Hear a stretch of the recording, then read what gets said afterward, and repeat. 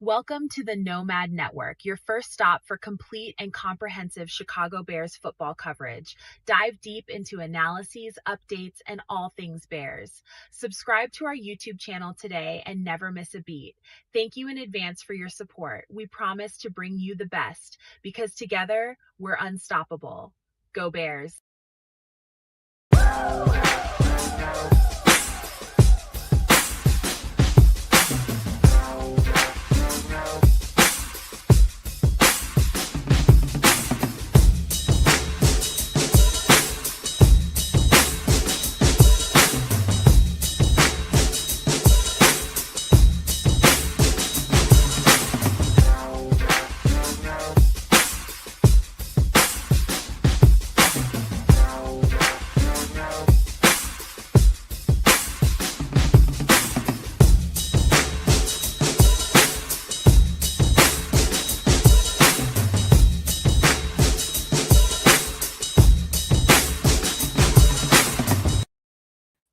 Yo, Nomaniacs. Welcome into another edition of Nomad at Night. I'm your host, and I got my two trustees with me, man, having a little concerning football conversation in the green room back there. We'll bring it to the screen here in a minute. But, yeah, man, I've had not a bad week. I don't never have a bad week. I don't never have a bad day. I don't have a bad hour. But, trials and tribulations that come about, people in my neck of the woods are still kind of, taking care of the damage from storms and the tornado that happened around here. And there's been a lot of my attention to that. Still don't have a running vehicle right now because of it. And that we got that going on, but that's a temporary, this is a temporary thing for me. We'll be fine in the big picture, man, because other people have other way bigger problems. Shout out to Jacob on the Don, Naj in here.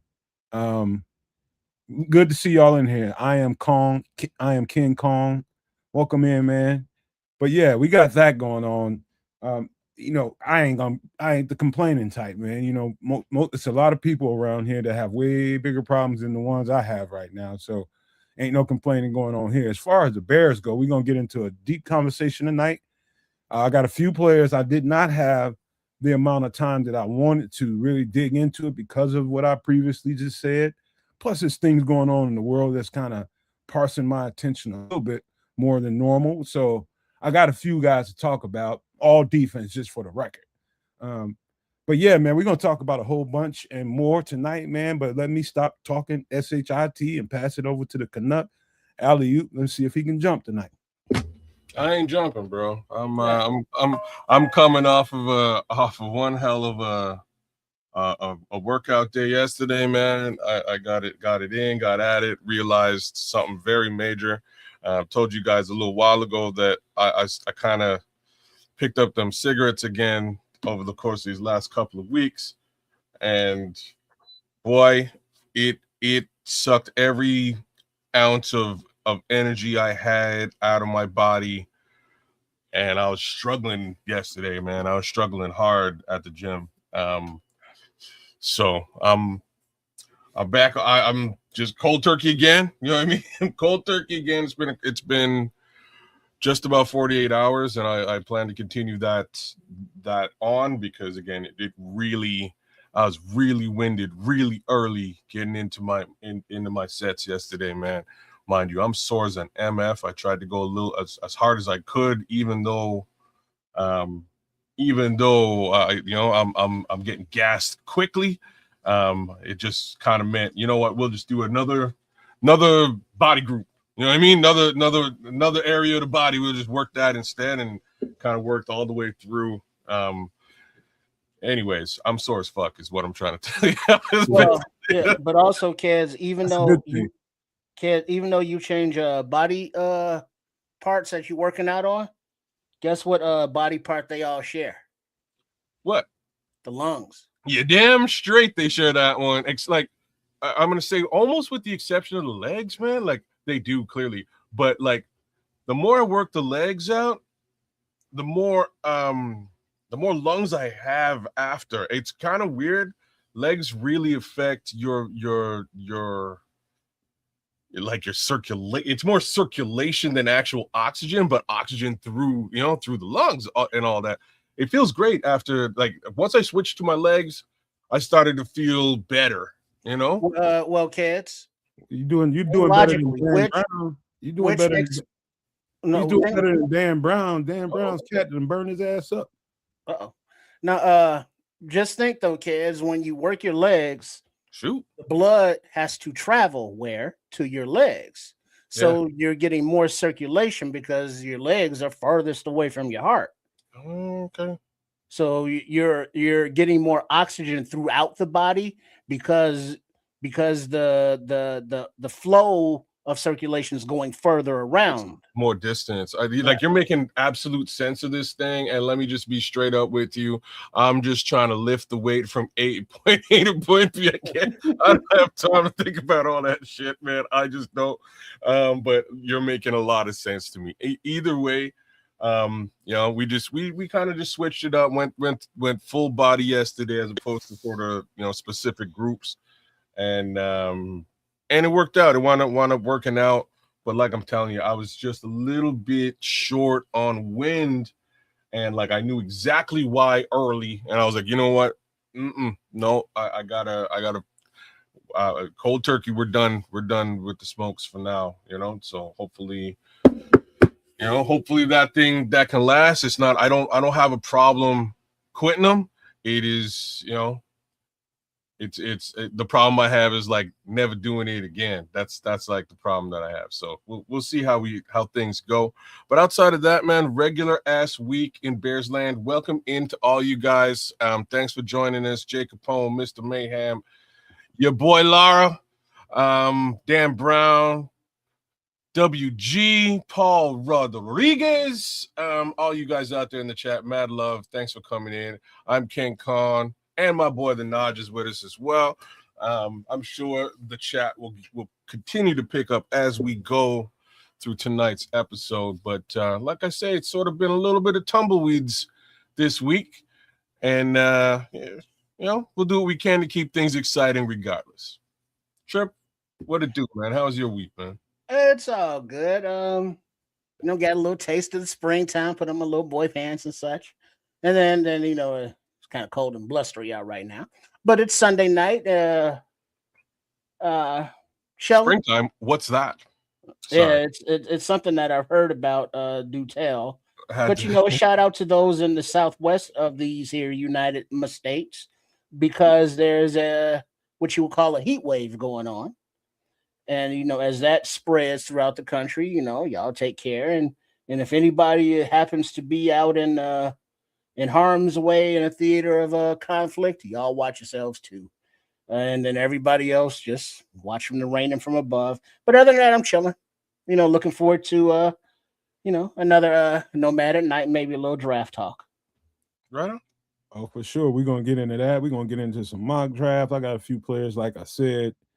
But my human part of this is, in addition to what I was just talking about earlier with people trying to pick up the pieces from all the storm damage, is, and we don't do politics on the show, and we're not going to do them tonight, but what's going on in the world is kind of, I guess, a little politicky, geopolitical, whatever you want to call it. But it's, I just say this, the Doomsday Survival segment of Wednesday show on for some extra sauce is going to have it's going to have some reality, very strong reality to it because of what's going on in the world. There's things going on in the world that, it could take quite a long time for them to get back to normal because of the actions that's being taken out there in the world. We're talking about stuff that we can relate to right now with gas prices, different things like that. The price of oil and all those different things. People don't realize that like oil is in every single product, pretty much, like literally in everything that you have in your home. Everything that you go in the store and buy has service. Yeah, and services and service. Yeah. And so it's that powerful of an item or a commodity in the world. You know what I mean? So what's going on in the world as far as it might be going on in the Middle East or Persia, whatever you want to call it. I call it Persia, not the Middle East. But in that part of the world will affect you here if it's not already affecting you with gas prices and different things like that, energy bills and all this kind of stuff. And I've been hearing talk about in different countries that they're talking about doing let's just say, I don't know how to best describe it, but they're talking about kind of parsing the amount of energy households should be able to, expand. Yeah. So with this kind of crisis, this is going to be similar to what happened in COVID. They're going to be asking people to stay at home more and do your work from home more, and only go out to do necessary things, because the more you go out and use energy as far as oil and natural gases go, the harder it is for them to replenish those reserves. And so we're going down that road, I think. And so now I'm starting to, I'm already a quasi prepper to begin with. I've already prepared pretty much 75, 85% of what everybody else, regular people, need to go out and do.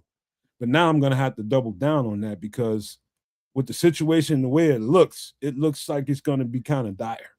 I would just say that. And so my mind has been kind of preoccupied with that kind of thing and what's going on with the storm, and trying to pick up the pieces from that, vehicles and all that. But this is also a very strong part of what I'm thinking about right now. And so, no, I'm not diving into as much tape as I had been previous this stuff. And so it's more important things in the world than goddamn Chicago Bears right now is basically all I'm trying to say. That's a good way to say it. Fair enough. All right. So with that being said, man, let's just jump into the Bears conversation while I put this banner up and you guys can see the latest top 30 visits confirmed. But KG was in the background talking about the Bears and feeling some kind of way about what's been taking place so far versus what's been removed from the team. Let's just give the people that support what we do some kind of sentiment of how you felt about that. How do I parse this? So, I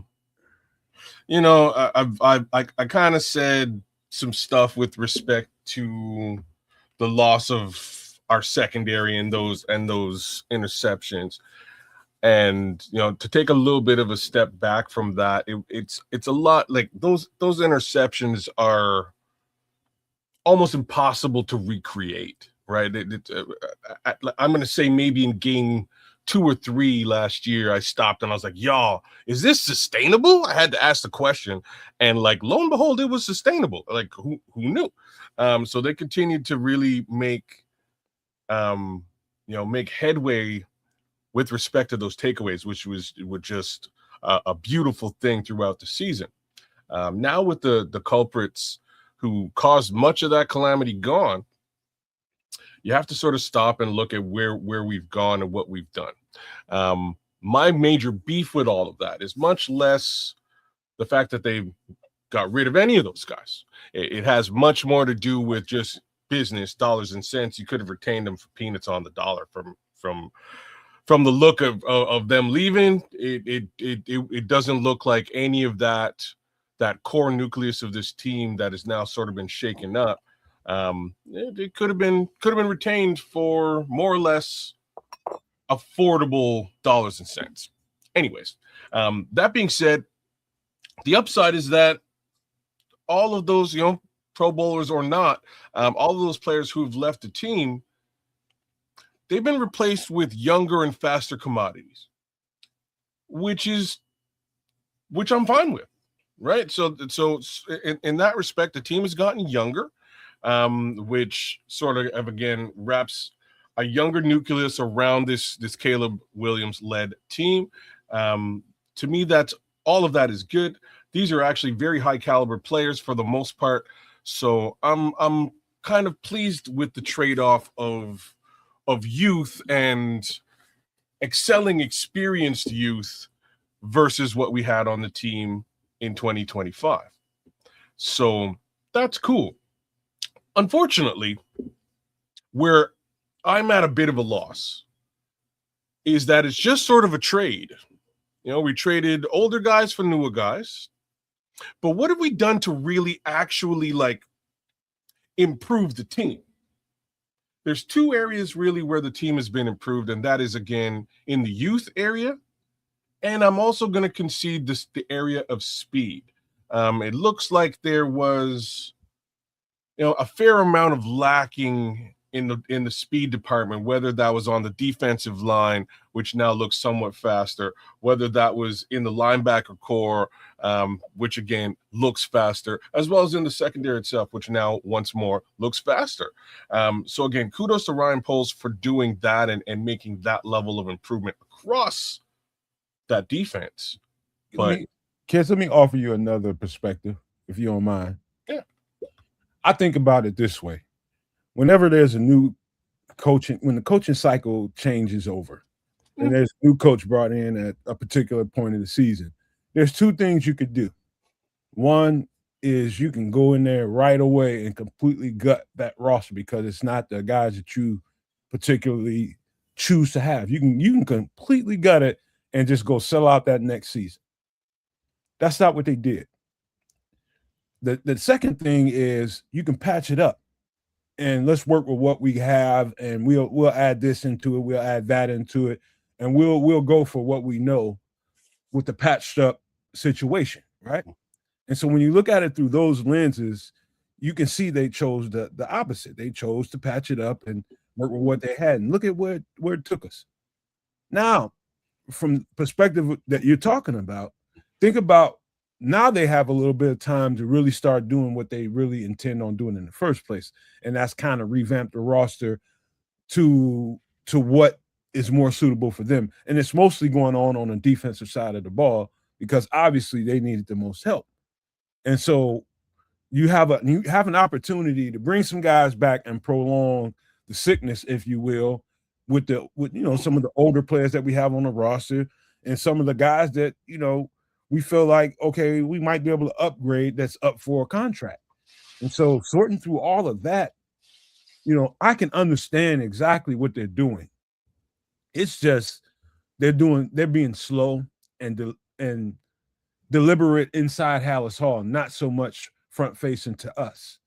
And it's starting to get a little concerning for the fans. I'm looking around and I'm seeing what people are saying. They're just like, wow, we look vastly different than we downgraded the team. And just remember, as you have those thoughts, remember this is a work in progress with the reshaping of and retooling of this roster. Yeah, it's not a lot of key names missing. And I was just telling kids in the background, that interception number that we had this year is totally ambiguous, man. Yeah, totally. That can go one way, left or right, anytime it wants to. It's just a number. And so that number is almost impossible to recreate. And that's part of the reason why I'm fine with this. Like where I see what you're saying though, right? Like you're saying that they molded this squad more so to fit Dennis Allen and what he really wants his squad to look like than anything else. So this is basically Dennis Allen, I won't even call it 1.0 defense. We'll call it like 0.1 before this whole thing is finished. But he's just trying to mold the squad into what he ideally looks for with respect to his scheme and things along those lines, which again makes perfect sense to me. My real issue is this, and I'll be more direct here. The moves that were made, I'm okay with. Would I've made them? Probably not, but some of them I would. I'm okay with them. My worry is if the big sieve and the big issue was on that defensive line, I'm not so sure if the moves we've made there are going to correct the issues that we had. And that's really where I'll bury this, right? Well, you basically don't trust me then. You? In my take and how I describe what they have now versus what they had before? No, it's got nothing to do with you, and it's got nothing to do with your description of what Ryan has done, because I can understand where he's coming from, but he sort of took the bargain basement route here, right? He didn't, you know, like these are the Dio Odangbo moves of 2024-ish in 2025. He hasn't, these aren't surefire linchpin moves to say this problem is you know, these are band-aid fixes as opposed to nail in wood. And that's sort of my view of this until proven wrong. Hopefully I am, you know, hopefully these fixes are and prove to be exactly what the doctor ordered for that defensive line. Well, I think I'm just not sure, because like that's where the crux of the issues were. Well, here's the thing though. Let me share this with you real quick, because if you look at it, what you were saying about the departures that we had. Mm-hmm. You know, you look at on the screen here for those, you know, driving or whatever, keep your eyes on the road and be safe out there. But the players that we lost were kind of ass. And I think that's kind of reflected in the contracts that they got on the open market.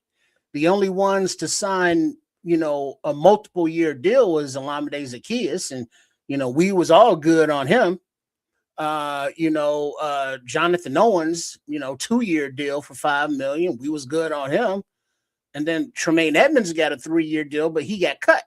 So all of our free agents that Ryan Poles decided not to bring back, you know, it wasn't like they signed multi-year big, you know, money deals anyplace else. So it seems as though the market kind of priced what they were. And, you know, with that said, you know, we were ass on defense, but the smoke and mirrors of the turnovers made it, you know, possible to keep us in games that we were in, or, you know, close enough to have the offense come back, you know, as Caleb is getting that Iceman copywritten, you know, all that. I see you. I ain't mad at you either. But the replacements are, I would say, a 1-for-1, you know, depth wise, you know, but the replacements are faster, are younger, are more of a scheme fit for Dennis Allen.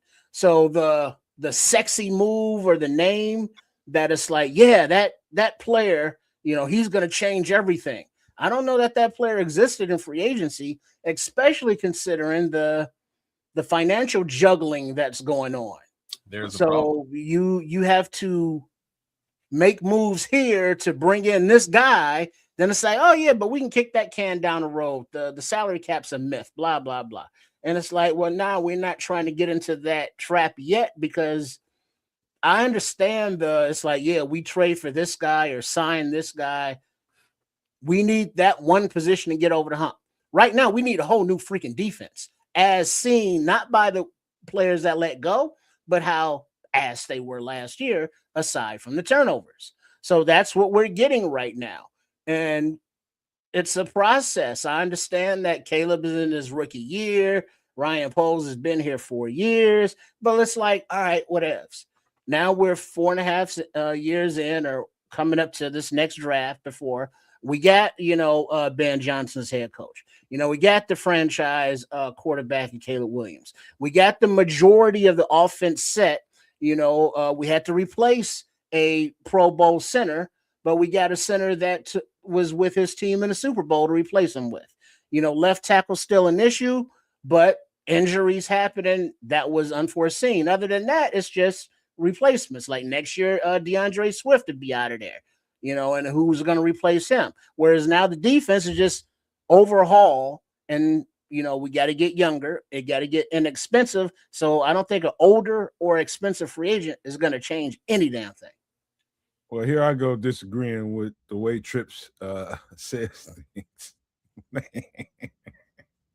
Man, Trips, I tell you what, boy. You're with him for a minute, and I would, and he called them ass, man. I wouldn't call them ass. You know, Trips is they weren't good. Once they're not a bad, once they're not. I mean, ass. Let's just say 29th out of 32. It ain't that ain't good, man. That ain't good. I mean, but he's talking about the guys that we don't have on the team right now that went elsewhere. They ain't ass, man. You know, just because. Well, I mean, as a whole, the defense played as an ass. Individual efforts aside, cool. But as a holistically, yeah, we good without him. That is it goes to the perspective I was just giving kids about the decision they made to not gut it right away because they weren't the guys that they would prefer and patch it up. And so for the guys that Dennis Allen wants and prefers, you saw that right away in free agency, the kind of guys that he's looking for, a little bit more versatile, a little bit more fast, quick, a little bit more burst. He's looking for certain kinds of traits.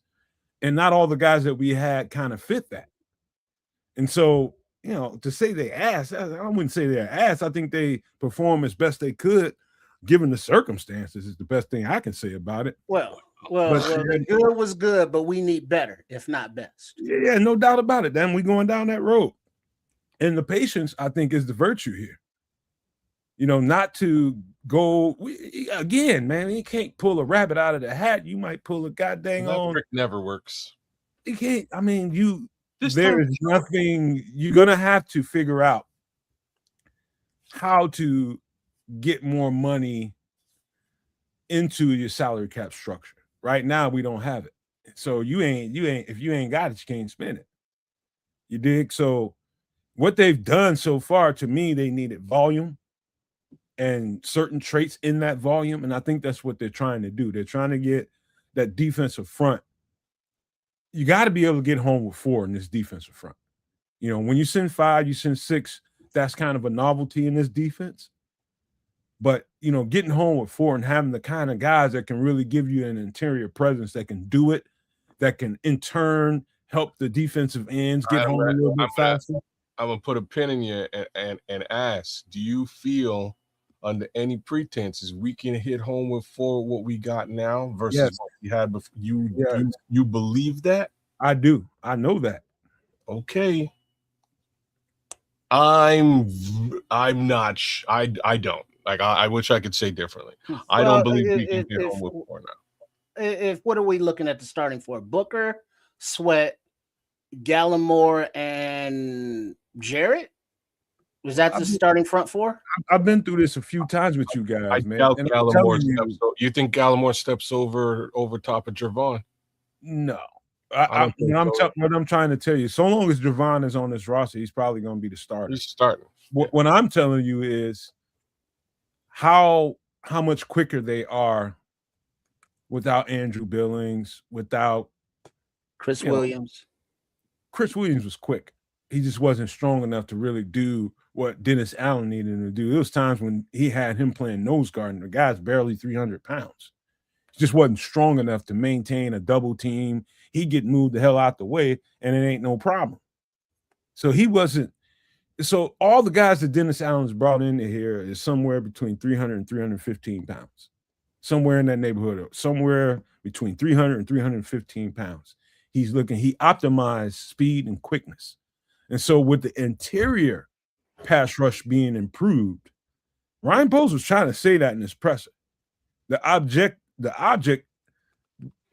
their mission was to get quicker, faster up front, to give these edges a better chance to get home and be more effective as an edge rusher, which is why they didn't go and spend big in the edge market, because they think they improved in the interior that's going to help the edges. I've been trying to say this for a while, but that concept is better seen than heard. And once they're on the field, I think you'll see it.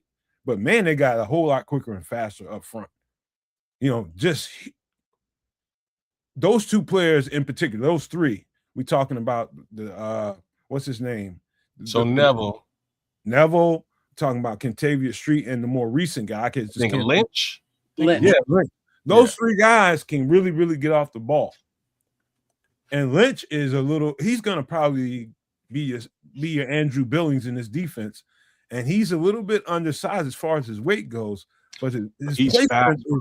Like I'll give Lynch that. He's very quick and he can penetrate. So I don't, I'm this is the mission, y'all. Like I'm just gonna baseline it. The mission is they have to be able to hit home a 4. So come hell or high water when September rolls around. That's what was missing with this defense last year. It's what was missing with Flus' defense as well. Same general issue. Once they sort that out, whether it's fixed with speed, power, or tools, then you're going to see things shift quite a bit, right? Like you're going to see a massive shift in this defense and its ability to maintain and shut things down. Right now, we are sort of in question. I know these guys are all faster and somewhat toolsy. So, I'll give it to these 3 guys that he's picked up on the low. But I need to see it on the field because I doubt that any of them will be starting. Well, Kiz, I'll give you something that this might make you feel a little bit better. You 2 trips. We remember DeForest Buckner, right? From Indianapolis. Yeah. 3 tech out of Indianapolis. Now, he had some kind of I think a neck injury that happened or something this year, and it forced Neville Gallimore on the field to play his role more often. And so a lot of the film that I saw with Neville Gallimore looks good, huh? Oh man, let me tell you something. It looked better than DeForest Buckner a lot of times. And I don't know that DeForest Buckner wasn't dealing with something, and I just might not know about that. And that's almost a oxymoron to say Neville Gallimore looked better than DeForest Buckner. But the truth is he did.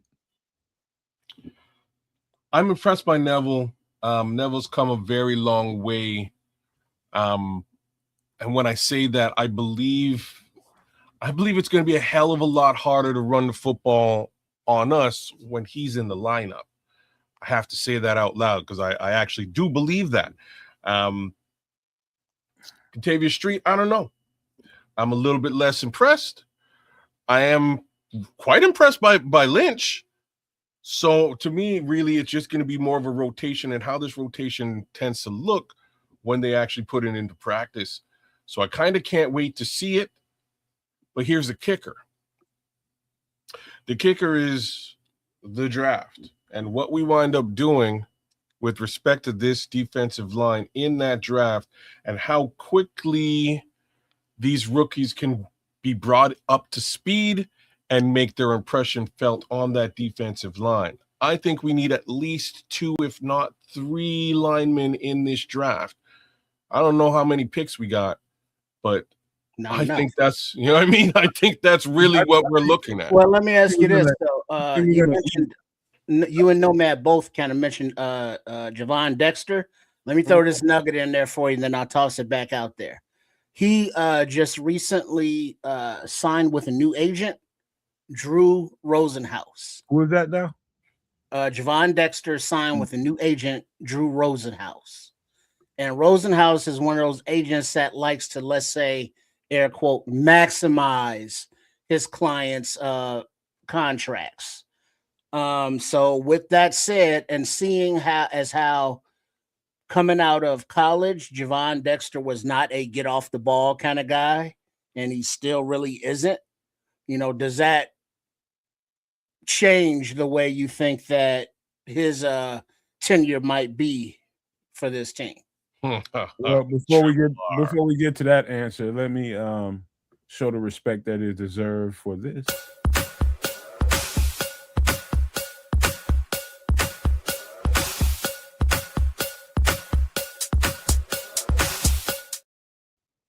Shout out to Slimbo Boogie for the $2 super chat. We appreciate you, Slim. He says 32 days until the draft. Good off-season conversation. And I like where we are, Slimbo Boogie. To be honest with you, slow and methodical, and they're being very precise about what they're doing. And I understand why, and I know everybody doesn't resonate with everybody because most people just look at these like, oh, you just got a guy who was just a guy who was just a guy on this other team. You know, what are we doing, man? We're not doing anything that's, you know, ground shaking, that's earth moving at all. You know, and I understand that. What we try to do here on the Nomad Network is bring you a perspective that can really sit home with you, even when the show is over, and it gives you something to think about. And I am just telling you guys, what they've done has already changed our front. And all the complaints about, oh, we don't have a pass rush, we don't have this, we can't get to the quarterback, that it's true. But what they've done so far is definitely changed and altered that up front in the middle. Not the edges yet, but in the middle. And so interior pass rush in a set like we run is as important as an edge rusher. I just want people to keep that perspective at home with you, even when the show's not on.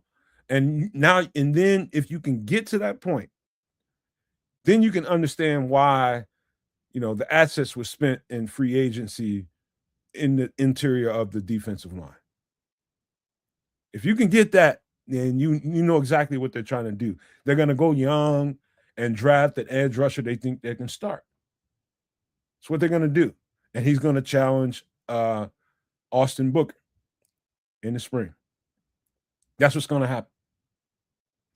Well,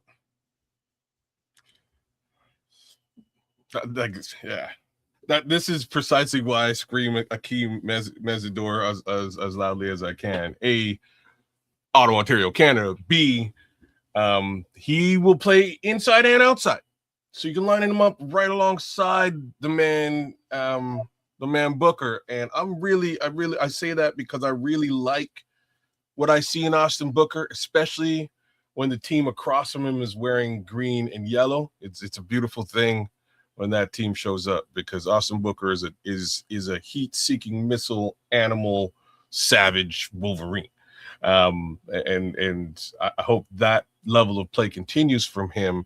Again, we lost a couple of games with him early this season, and then really got to see him shine a bit later on. Hopefully we can really see him shine for 17 games, and again, do the old switcheroo with somebody who can go inside, outside, right beside him. That helps really bolster both positions with this one particular player. In any event, you know, moral of the story is, yeah, we gotta get to the passer. Now, to get back to where Trips was.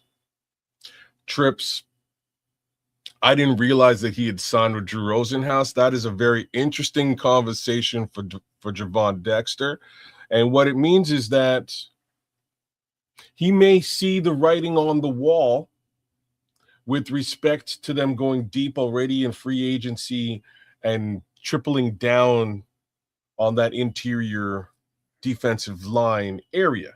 His position, and they may do the exact same thing a little bit more in the draft, right? Like, this might continue on in the draft. So he might be seeing that writing on the wall and going, okay, it's probably in my best interest to go out and secure the services of the best, bar none, agent in the game, to ensure that if I have to transition out of this team, my transition comes at a pretty penny for both me and him.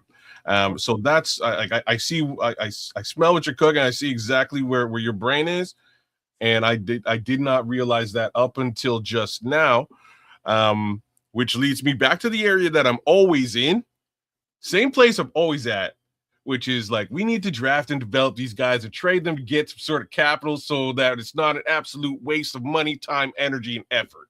Mm-hmm. Please, Lord, let that happen. Now, here's the flip side to this. Here's the flip. This might not happen. Like, let's be honest. It might not happen. What might happen is Neville Gallimore or one of these new rookies might come in gangbusters and take the man's job. And if that happens, he's going to ride the bench just like Braxton Jones ruled the bench last season.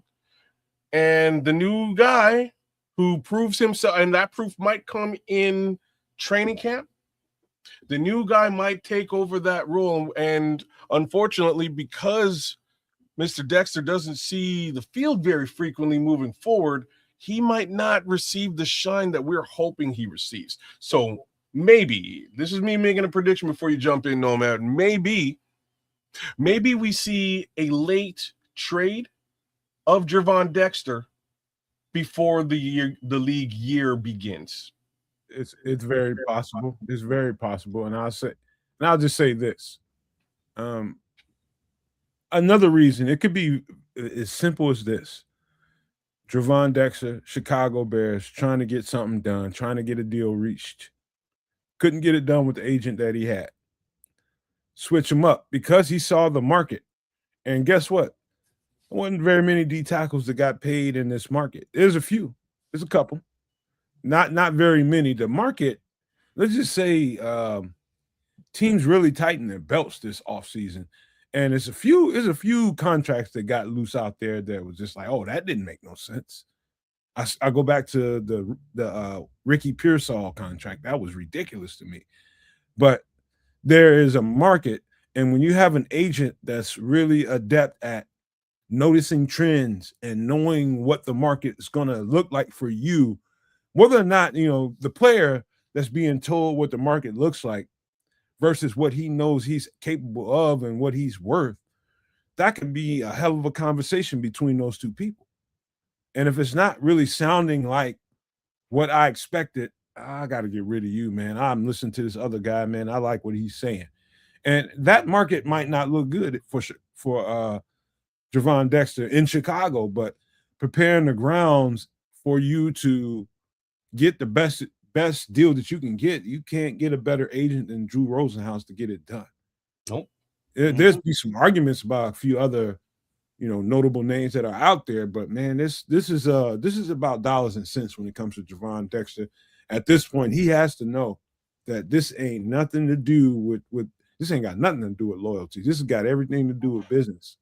Oh, and I fully get that, and I want him to maximize his value, but I don't think that should be here.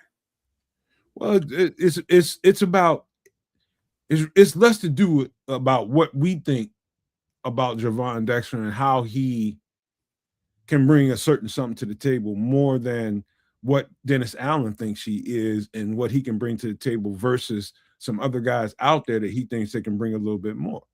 Now, Gervon Dexter doesn't really look like pretty much any of the D tackles that I've seen play in Dennis Allen's defense, who has a proven defense over the years. I'm talking about like 15 years worth of really, really good defenses. And not one time, and I've studied them, not one time can I find a 3 technique with the size of Gervon Dexter. Not one time. And that's no shade against Gervon Dexter. That's just me telling you what the track record says. That guy looks more like a Neville Gallimore body. A little bit shorter, a little bit lower to the ground, a little bit more quick, a little bit more explosive, a little more versatile. And Gervon is versatile, just by the way. He can give it to you. He can play 0 technique, 1 technique, as well as 3 technique. But he doesn't really fit the body type that I've seen in Dennis Allen's really good defenses. He just doesn't. You're 1,000,000,000%, and I'm going to ask you, like, what's the easiest area of difference between a Gervon Dexter and a Neville Gallimore? What jumps off the tape with Neville versus Gervon? Lower to the ground, lower pad level, and quickness. All right, I was looking for something else, but all of those things equal get off. Well, here, how about this? When you say get off, I think people hear other people say that and not really understanding. Like, if you have a little bit less of a get off or less quicker get off than the next guy, that doesn't mean that you can't be as effective as a guy that has a little more burst. And so people put so much emphasis on get off because they hear other people say it. They don't really quantify, you can be when the ball is snapped, he's still in his 3-point stance and everybody else is moving. Trips. If you have a slower get off. Now it's about, can you get this blocker off you? Can you rip through this block and really get up the field after that?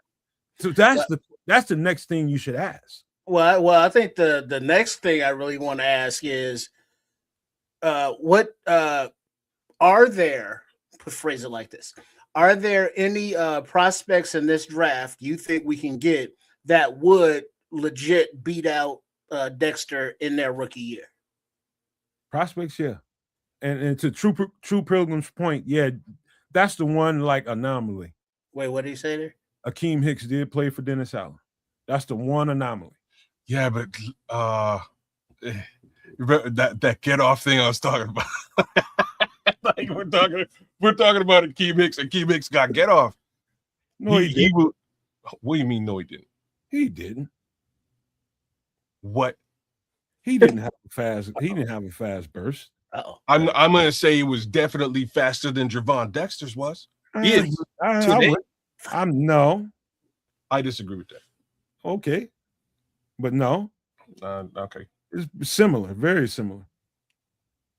Akeem was just, let's just say, in the defense that he played in here in Chicago, he wasn't necessarily asked to do what Javon does. It's a 3-4 defense versus a 4-3. There are some, there are some differences here. It's fair. There you go. That's fair. All right.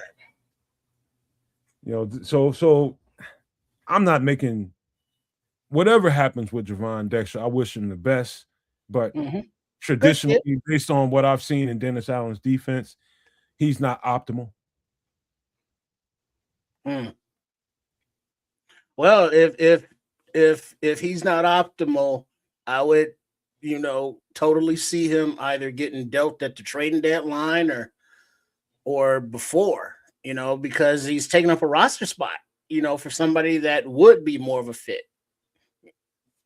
Well, Trips, I know how you are. You just want to just get rid of motherfuckers, man. Well, not just willy-nilly. I mean, if they don't fit, no love lost. I mean, it's just right now we short numbers as it is, so I'm a little bit less worried about the actual roster spot.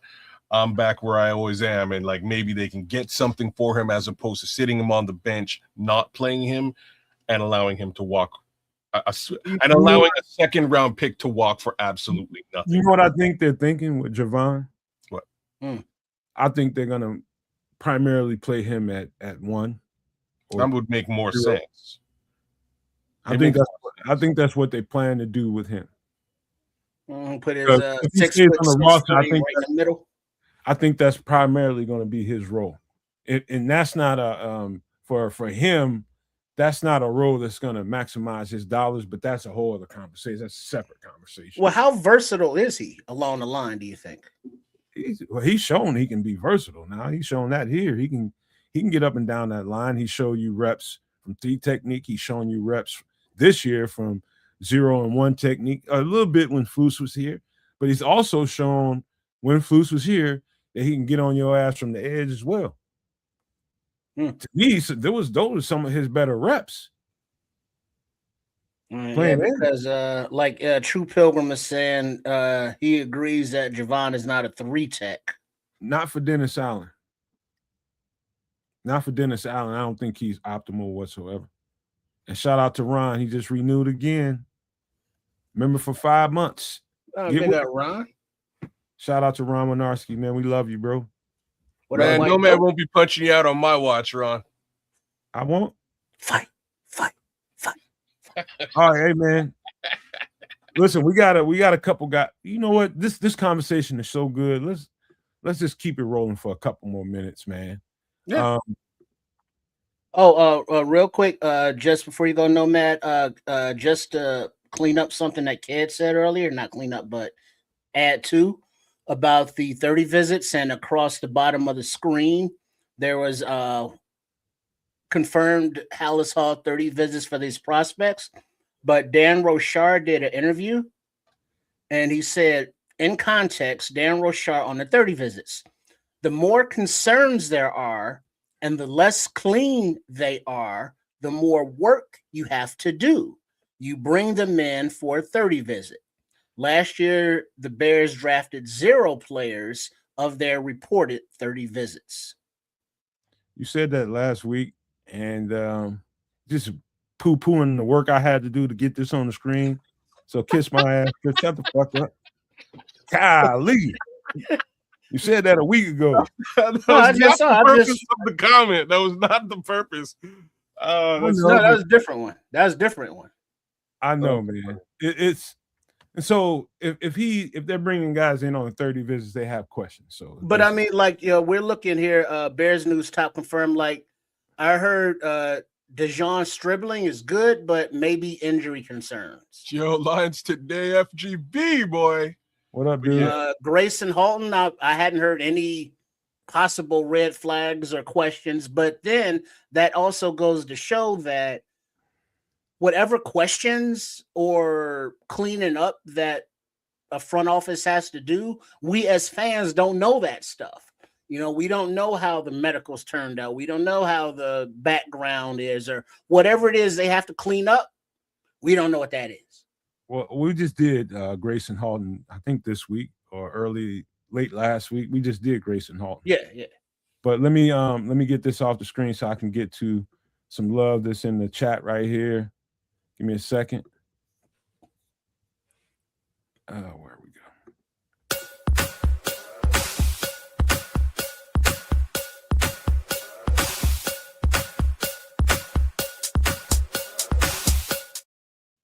Shout out to Cloud Chasers Radio with the $5 $4.99 super chat. Nice. He says, how do we feel about drafting all defensive players with the first 3 picks? I would be elated. Just me personally. Please, baby, please. Like that's what I think needs to happen. I might even push it. Man, I guess I can't push it to 4th. Like in the 4th, I kind of want them to wheel and deal and maybe get a running back or a wide receiver. But that's kind of how I feel, man. I need those first, the 1 and the 2s to be all your line. Build that line out and make that the line of the future. What about where you getting your safety? They go. I'm just hoping they get Bud Clark somewhere in and around somewhere. But isn't he old with injury? Red flags. Hey, look, man. Damn it, Trip. Everybody ain't a spring chicken. You ain't no goddamn spring chicken. Well, I ain't in the draft either. This is what I'm trying to say. But man, this guy, if you had the flu when you was 8, can't be on this roster. You still got chicken pox bunks. No. I'm just saying. I hope they find somebody. There's some caliber safeties. I think the safety market in the draft is pretty deep. So I'm hoping. I'm hopeful with respect to that position specifically. Even then, I'm kind of interested in Cam Lewis, the safety. The free agent we just signed? Yeah, he's a linebacker, but like I'm kind of interested in Cam Lewis. He's a slot corner. Yeah, I thought he was more of a slot corner. He's a special teams demon. I'm interested in Cam Lewis, the safety, is really where my heart is. We knew that we didn't realize that we had depth problems at nickel corner, kids. We found that out this year. And for whatever reason, they did not put Josh Blackwell in as a replacement to whenever Kylan went down. It was McLeod, then it was Jalen Jones. It was everybody but Josh Blackwell. So obviously they thought that was a problem that they needed to address right away in free agency. And I think that's where he's going to be, kids. If he ends up playing safety, I will correct myself, but I don't think that's what they brought him here for. I'm interested is all I'm trying to say. I'm interested in seeing him. I'm interested in seeing him on the field as a starter. He will not be on the field as a starter at the nickel position. That is clear as day. For sure. Right? That is clear as day. So we can get him on the field potentially again at that strong safety role.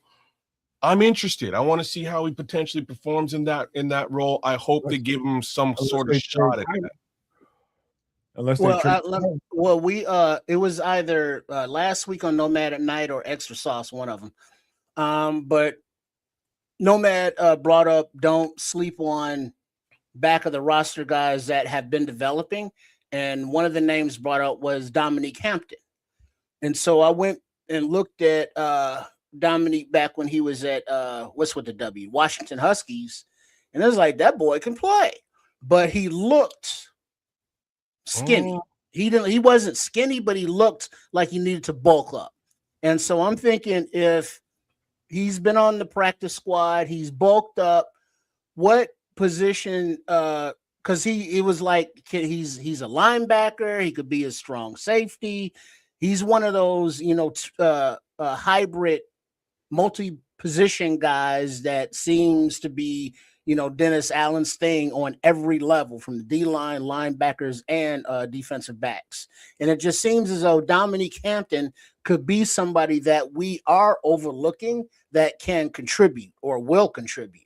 Dominique Hampton is a running back that I know. He's a safety slash linebacker. That's right. Okay. He's a guy that I wax poetic about.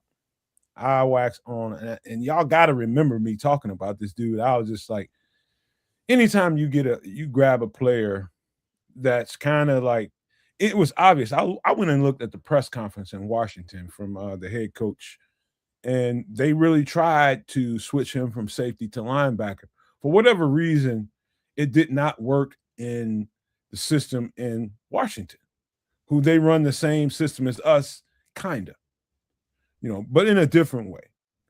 However, I think that Dominique Hampton happens to be a player that Dennis Allen coveted in that draft and wasn't able to get his hands on him. And he saw the opportunity to get his hands on him in this market, got him off the practice squad, or they cut him outright. I don't know exactly. I don't remember exactly what happened, but I'm glad you brought that up, Trip. Now, he's a guy that when you start looking ahead as to who could be what in this camp and who can play what role, if they put him back at safety, I think you got something. I really do. If you put him at linebacker, I don't know how that's going to turn out. I think he can get it done. He was with us for the last, let's just say, third of the season. They just didn't put him out on the field. And so they've been working with him quietly. Nobody knows about how it's been going and what they're doing with him. He's still listed as a linebacker. And so come springtime, when they put him on the field, we're going to find out some things. And I do think we have a piece in him. I said that about Nahshon Wright when we got him too. I said that then. And I'm just saying that now. Tony, Dominique Hampton is a name to remember.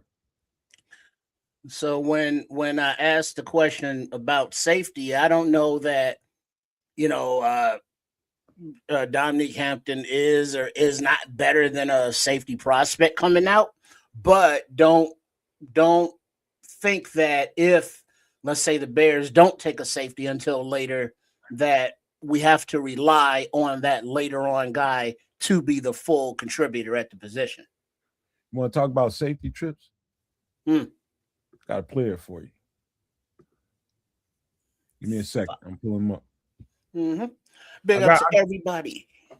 I got a few players to talk about real quick.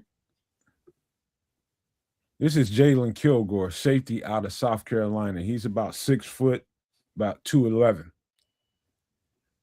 First thing to say about Jalen Kilgore, he'll hit you. He'll hit you. The second thing to say about him is he's fast. Fast and will hit you. To me, and from my perspective, and I'm pretty much done with his film, and that's the reason why he's on the show, because I got to finish the film before I start talking about him. One thing about him is he's very, very physical. That's a strong trait from a Dennis Allen defense. Safeties are very physical, very fast. He checks both of those boxes, number one. Number two, he is, let me just say, he's like a linebacker in his temperament. So he's going to be really, really good around the ball. Not to say that he won't be as good away from the ball in space, but I do think his best position is in and around the ball, in the box. He is going to have dirt flying around him because he's going to be hitting people. He's a sure tackler in open field. He's a man, and he's kind of developing into a ball hawk. He's kind of developing into a ball hawk. But this guy right here, I've seen a lot of Dennis Allen safeties, and they all kind of look like him. Some of them a little bit bigger or taller, but 5'11", 6 foot is good size for a Dennis Allen safety. But Jalen Kilgore is physically fit to play in this Dennis Allen scheme. Just tell me that right now. He's got all the traits.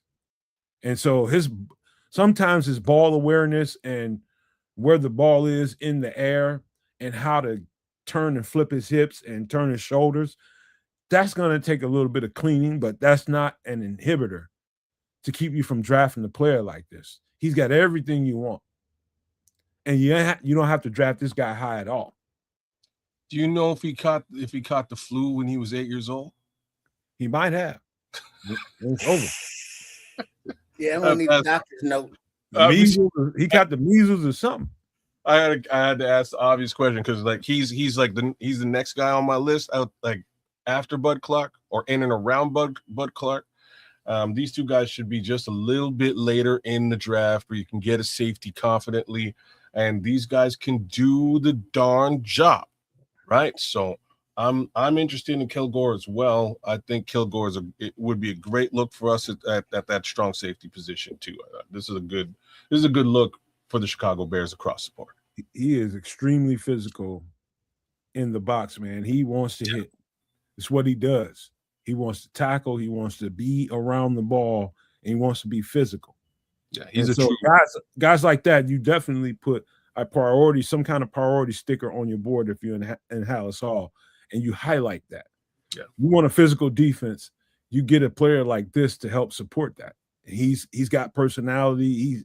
He's just very aggressive. He plays like a linebacker. Yeah, he does. Yeah, it is. I liked what I saw on film from him. He is a sure tackler, not an arm tackler. You know what I mean? He's. I was kind of impressed by Kilgore. He's not your ball hawk or what I would consider a ball hawk in today's world. But I'm sure over time he can grow into being that ball hawk. Same token, that's going to allow his free safety partner to hawk the ball. So if you want a strong safety with strong safety capabilities, this is one of them guys that I think we should be looking at. Now in coverage, I will say this. One of the things I kept noticing on this film was sometimes he's late to get his head around. So you're taught, Kez and Trips, when you're in phase and coverage and you're carrying a receiver down the field, whether it's a receiver, running back, tight end, whoever it is that you got to carry down the field, when that guy turns his head and starts looking for the ball, immediately your instincts are supposed to kick in and you turn that head towards where he's looking for the ball. So if it's your left shoulder or your right shoulder, you pay attention and be acutely aware of where he's looking at. And sometimes Jalen Kilgore's a step or two late. It's okay to be a step late, but every once in a while, Jalen is 2 steps late, and then he ends up at times in a pass interference because he runs through the receiver. He didn't get his head around in time. But that's a coaching thing. You know what I mean? That's not we can't draft him because he doesn't get his head around quick enough. They're not complete products when they're in college. That's why they become professionals, to hone their skills and get better at what they do. That's easy peasy cleanup. Take it from a DB. I know this. They will clean that up pretty quick with him. And so that's the only real downfall that I saw on tape. And I don't even consider it a downfall. I consider it, okay, that's a coaching thing, and you got coaches in the building to do it. So you do that. You draft them, and you start working on that thing. And so to me, that's really the only thing I saw on this film that was just like, oh, wow. And it's not that stark, Kez and Trips. It's just not, it didn't alarm me at all. It was just like, okay, I know he needs to work on that. Okay. Broski Bear saying Wheatley over Kilgore. Any thoughts on Wheatley? Have you had the chance to look? That's from Penn State. We'll get to him. Okay. All right. I think I want to say we got to him already, but I don't know. I don't recall Wheatley. I have to look at the list, but we'll get to him. We'll get to him. Okay. There's a corner that should be spoken about too, and that is Colton Hood out of Tennessee. He's again, man. I start thinking about Dennis Allen's defenses and the kind of corners that play in his defense. What you love about Colton Hood, if you pull him up on tape, kids, you start looking at him. One thing I would have you pay attention to really quickly is how he, like in cornerback play, when you one-on-one with a receiver, one of the things that you're coached and told is you don't overreact to a first move. In fact, you don't react at all into a first move. You wait for the second one because the first move is all shucking and jiving. It's just trying to see if they can bait you into, going left or going right, and they just take off on you, and you got to play an uphill battle from there. And so what you see at the line of scrimmage with him is he's patient.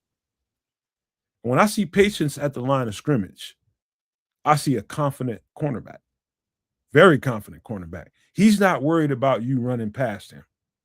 No, Colton Hood has got all the speed that he needs. You're not going to run past him. And so he's confident in that. And so he's going to let you get off the line and do your little shucking and jiving and get into your route. And once you get into your route, that's when he's going to put his hands on you. You'll see that on tape right away with Colton Hood. He's late to reaction, and that's good. That's not a bad thing. And then he's going to put his hands on you, which I don't see enough of in cornerbacks in the National Football League right now. There's too many free releases. Too many guys are just running free without somebody putting hands on them. Colton Hood has been taught, get your damn hands on this guy. Wait till he gives his bullshit move, that first move, and then put your hands on him. You'll see that right away on his film. He is not gonna impatiently jump and your first move, he's gonna overreact. No, he's gonna patiently let you do your first thing. And then the second thing you do, once you break in a direction, he's gonna put his hands on you. And that's what you need. That quietly and slowly takes away a little bit, whether it's a fraction of a second or a whole second, it's going to take away a little bit of what the quarterback is thinking and the timing in his head. So the game is played that way. It's all timing. So Colton Hood has got it all. He can cover you in tight spaces. He can cover you in wide spaces. He's physical. He can cover in zone. He can cover in man. And again, the best thing about Colton Hood to me is his confidence and patience. Knowing that you can't run past me, I can run alongside anybody. And so whatever you think you're doing at the line of scrimmage in your first move, I got you once you start breaking on your second one. It's a hell of a trait for a cornerback. Confidence, skill set, and patience. It's almost a lost art in this league. Well, I don't see us doing the CB thing and where Colton Hood is lined up, and that's my only worry here. I have no idea where he's lined up. He's heavily touted, man. As per your assessment of Colton Hood, right? He's highly touted. I think he's definitely top 5 corners in this draft. I would put him at cornerback number 3-4. That's where I would put Colton Hood. That's actually pretty good, Kaz, because he's in that pool. Yeah, in that top 5 corner, in my opinion, so far. I still got tons to look at. I'm sure. I ain't gonna say tons. I still got a lot. Okay. But this guy is good. I mean, his confidence is. He should jump out. Yeah, his confidence is through the moon. You ain't worried about this guy on an island playing some guy one-on-one. You know who? Strangely, who he reminds me of? Who? It's gonna mess you up when I say it. Don't say it. Jalen. Oh, really? Mm-hmm. Jalen looked just like this when he was at Utah. How tall is he? Same size. Yeah. Okay. Interesting. That I wouldn't have guessed that. Okay. Jalen looked exactly like this when he was at Utah. But you're saying maybe a little bit faster. Yeah, he's got better long speed. Oh, okay. Lord! But look at what White Ghost said. What was he saying? He was ranked the highest before injury, and there you, of course, you had to point that shit out, Trip. You know what I mean? Like he's a super solid back, man. He's super solid cornerback. I just don't know. I just don't see us doing this. Like we'll see. You know, I don't particularly see us doing this that early in the draft. I can see us going like you kind of can't go wrong selecting corners. You know, year on year, you kind of can't go wrong. So I do expect us to likely draft one.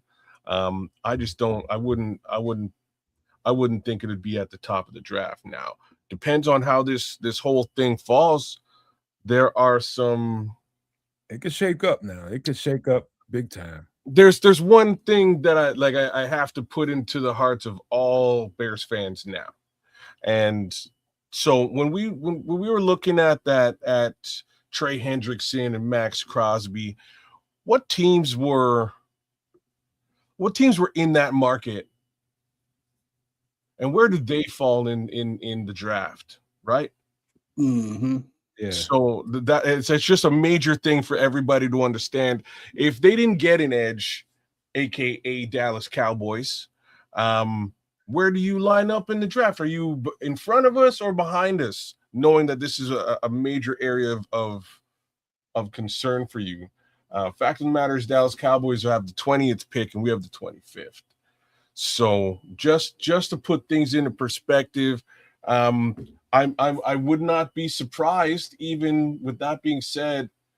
Okay, but they traded out. Okay, I was gonna say I wouldn't be surprised if the Ravens. Oh, the Ravens, I think still have pick number 14 somehow. I don't know what. That's right, because they didn't trade it for Max.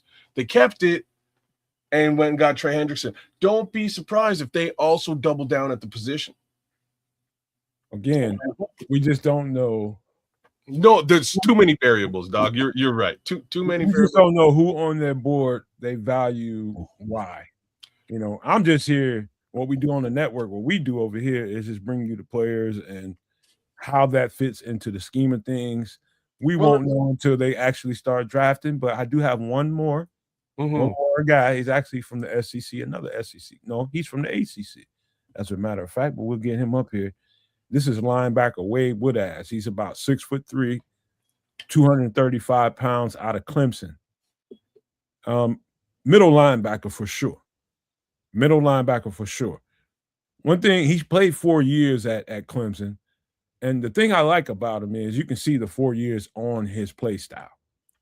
You can see the when you got time, in a system and you got time playing a role, and the better you get at it. And that's just with anybody in any part of life, no matter what job you have, the longer you play that role and the longer you play your position, the better you're supposed to get at it, unless you're just a damn lackey, you just there to collect the check. No, this guy is getting better and better and better the more and more tape you watch. And I watch mostly 2024 and 2025. I mean, 2025, 2024, both of those tapes. And this guy's just constantly getting better. He's getting bigger and stronger as he's doing it too. And so you're talking about a dynamic middle linebacker with range, height, and a little speed to go with that. Wade Woodaz is exactly what you're looking for when you're looking for a middle linebacker, man. He's got good field awareness. In fact, at times they use him as a quasi edge rusher, at times, from a middle linebacker. And that's just the weird defense they played at Clemson. But this dude right here has got it all. He's a total package. Quietly at Clemson, he was a standout player, man. And, you really can't find a whole lot of flaws. Now, if I had to put a question mark beside Wade Woodaz's name as a linebacker, is I'm not sure about his long speed, like over 30 yards or more. I'm not sure about it, but I think he's got it. Sideline to sideline, if he can be that quick and that fast, he can carry a guy 40 yards down the field. I'm just saying. But this is a solid linebacker right here. Wade Woodaz is complete package as a middle linebacker. And it's a guy that you don't have to worry about getting off the board early. You can wait for him. And you can have a solid linebacker for years to come, middle linebacker. In fact, that's really where we have a need outside of TJ. Yeah, he looked pretty deep in this. I'm just taking a look at draft stock and getting an understanding of his Hang on a second. We got some love, kids. Give me a second. Right on.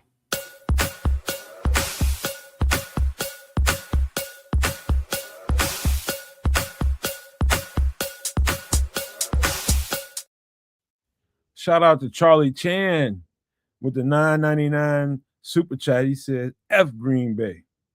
FGB. And the sentiment is felt and resonating through the room. We totally agree with you. And thank you so much. We appreciate you, man. Get back to your statement, kid. Yeah, I was just looking at where he lines up potentially in the draft as well as his measurables. 6'3", 240-ish. Sounds good. Looks like he's pretty lengthy. Just looking at him, that's pretty. That's and he's lean too. There's no real. Yeah, he's lean and muscular. Yeah, that's super solid. I think he's a good look. The guy that I'd like you to take a look at some point is Lander Barton. Already did. Did you take a look at Lander Barton? How do you compare? I got him coming. How do you compare them though? Well, Lander Barton is a little bit slower. He's a little bit longer and he's longer but slower. Okay. But I'll save my take on him until we put him up. We got 30 days to get some guys up here. We'll get some guys up. All right. He's definitely one of them. Right on. I kind of like Lander Barton for potentially all the reasons that you just mentioned here. If you're saying he's a little bit slower, I can understand that he's a bit taller, longer, and weighs a fair amount more. I think he's closer to 255-ish. So to be frank, those would be the two of the guys that I would be looking for a bit later in the draft to fill exactly that middle linebacker depth that I think we're going to need, because I'm not sure who was saying it in the chat. I feel like it was either True Pilgrim or Slimbo Boogie, but potentially, Noah might be on the chopping block. Who knows? I look at it this way. He reminds me of the middle linebacker in Detroit right now. I just can't think of the cat's name.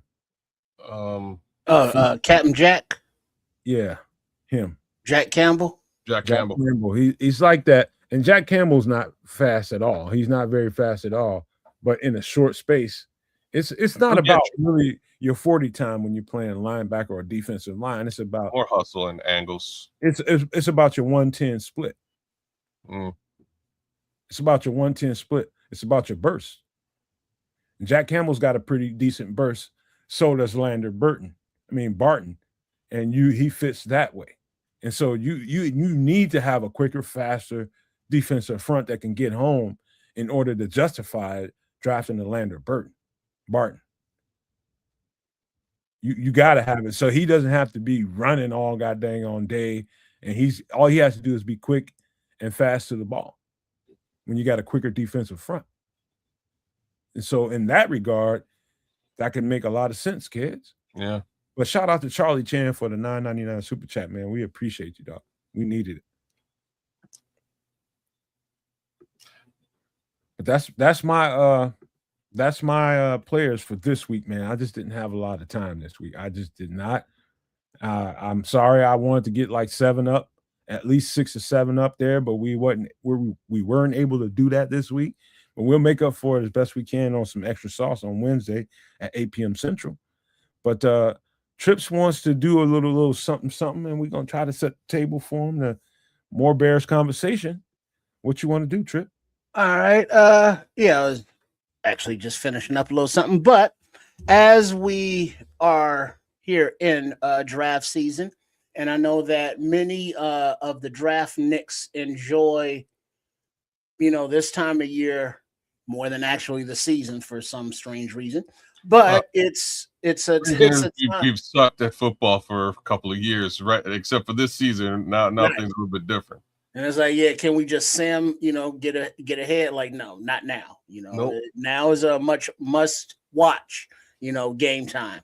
But as we have gone over some of the players that Nomad has highlighted, and we have previously done some mock drafts, but let's actually, as we build toward the draft, which is a little bit over a month from now, make sure you tune in with us on all three networks, Nomad Network, at Ceds of Canuck, and Sports Chicago Style. Make sure you are subscribed and watch the draft here with us all 3 days. But as we build the board, let's go through the experiment, the fun of actually building the board. And now we're going to do this with Nomad is going to be our scout. And so what we are going to do is, can you see that okay? Yeah. All right. We're going to have here what you're looking at for those who are looking. And for those who cannot see, this is a spreadsheet of the draft prospects that are on the draft boards right now by position. And so this is what, let's say, the front offices are looking at, just a board of names.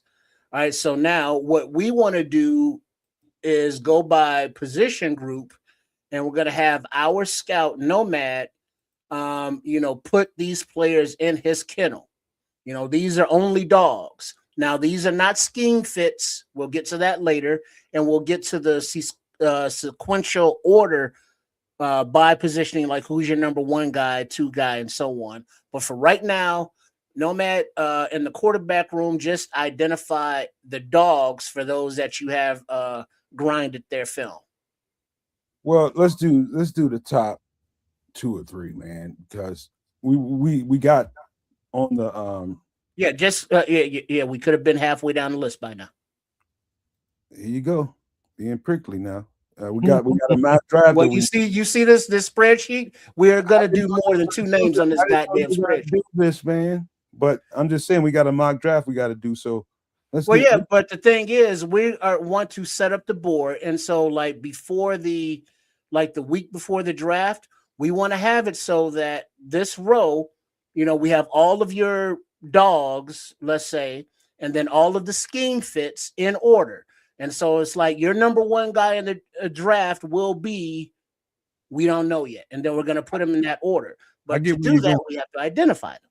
I get where you're going. All right. So just like quarterbacks, who are your dogs? If any. Let me just say, I'm going to go Ty Simpson, number 1. Well, you don't have to order them now, because if you haven't seen them all, now you're just identifying your dogs. Ty Simpson, Taylor Green. Taylor Green, okay. Carson Beck. And the first guy up there, he's solid. Fernando Mendoza. Yeah, let's leave that there.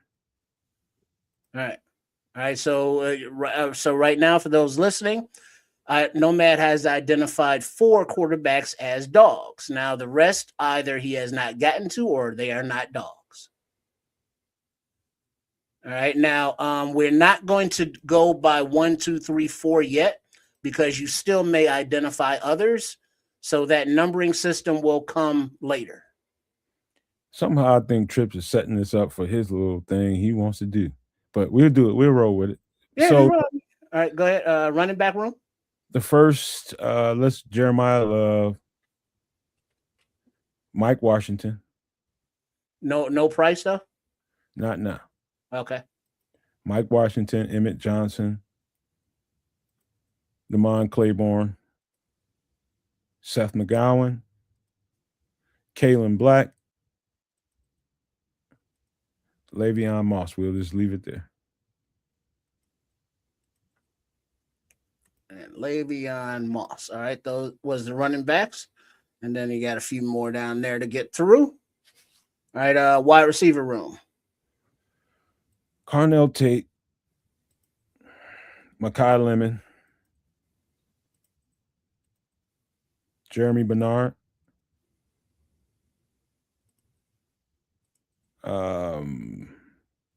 Tonio Williams. Malachi Fields. Brennan Thompson. Let's throw Chris Bell in there. It's a lot of dudes. Go back up to the top, Trips. Hold on. Jordan Tyson. And we'll leave that there for now. All right, tight ends.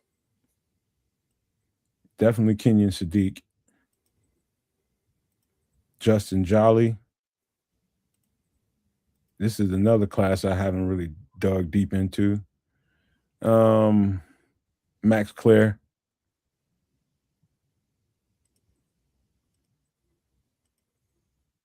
Oh, man, hold on. Slow down. Oh, Michael Gillenborg. John Michael Gillenborg. Let's just leave that there. I'm still on those guys. All right. Offensive tackles. The first three for sure.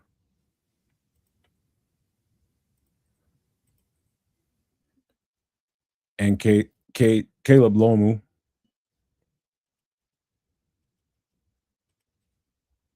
I got a feeling Blake Miller. And just know, guys, this is just the guys that I've really had some time to really check out so far. Drew Shelton. Go down just a little bit more. Isaiah World. All right, Keegan Tross.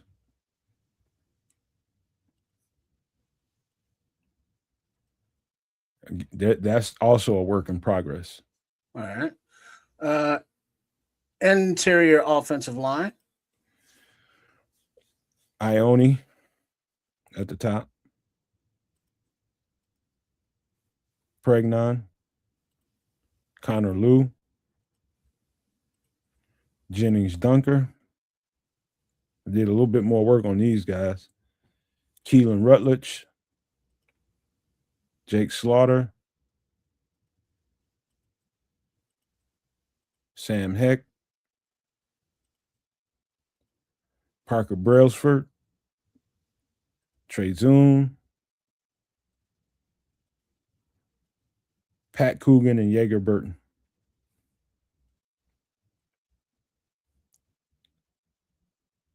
No, not Matt Gublin. Yeager Burton and Pat Coogan. Wait, not Glubin and Coogan. All right. All right. After you take Gubin off of that, one more guy, Bo Stevens. Oh, gee, work. Paul's giving you big ups for the usage of Google Sheets. Oh, word. This is cool. All right, let's get to the next group. All right, defensive line. Oh, it's too many to count, man. I've been spending more time. Like, I'm in love with those guys. Well, so anybody that, let's say, not. Let's start here. Let's go the first three. Lee Hunter. Go down to Daryl Jackson. Dante Corleone. Zane Durant. Tim Keenan. Tyreek Sapp. Caleb Proctor. Let's scroll down just a little bit more. We get one or two more guys. All right. Let's go Tyler One Diem. And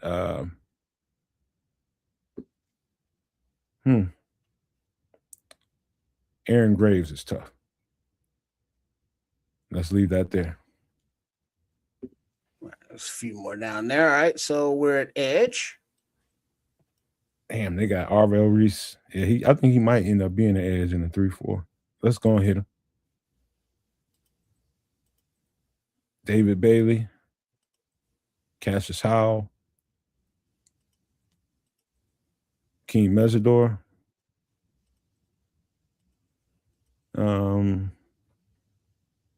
I'm still not complete on these next 3 guys. I'm more complete on Zion Young than I am on the other 2 guys.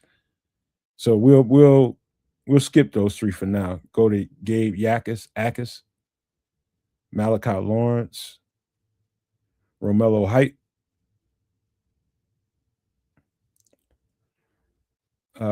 Scroll down a little bit more. Nadame Tucker, Max Llewellyn, and we'll stop there. All right.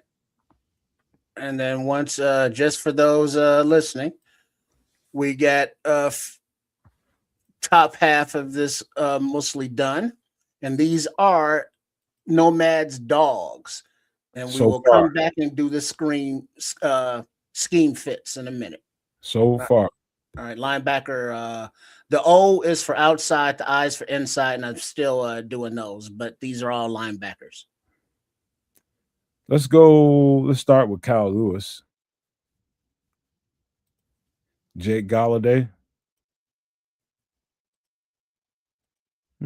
Rodriguez is the dog. He's just slow a little bit.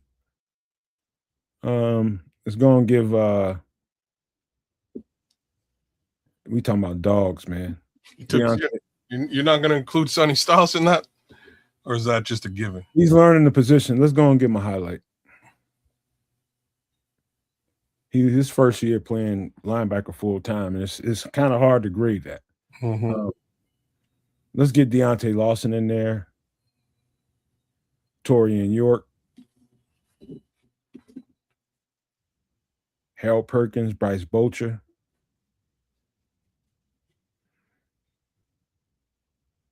Give Lander Barton some love. Oh, Red Murdoch. Oh, my God. Justin Jefferson. Aiden Fisher, I'm in the middle of, but don't highlight him yet.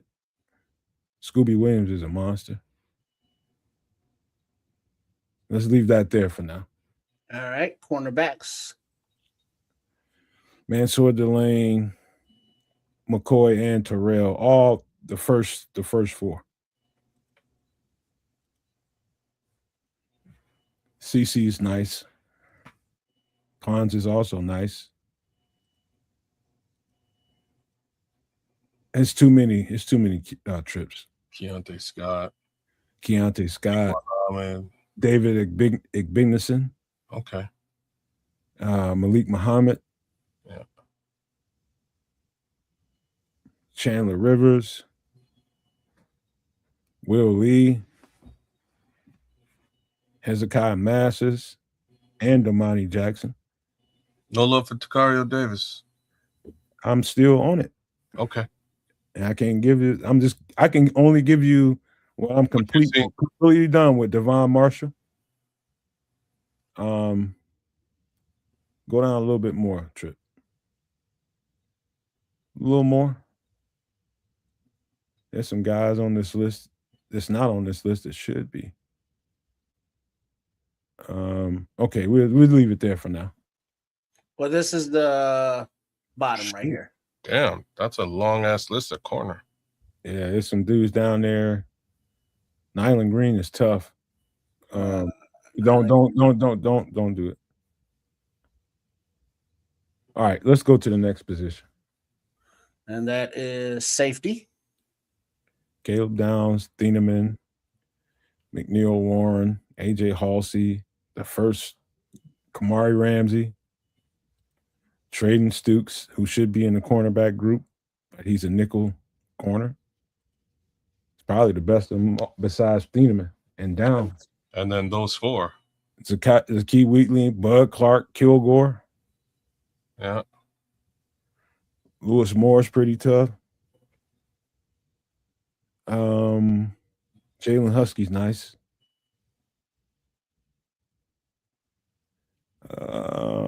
Deshaun Singleton's all right too. Oh, Xavier Wankpa. He's no, don't give him a dog, but he's tough.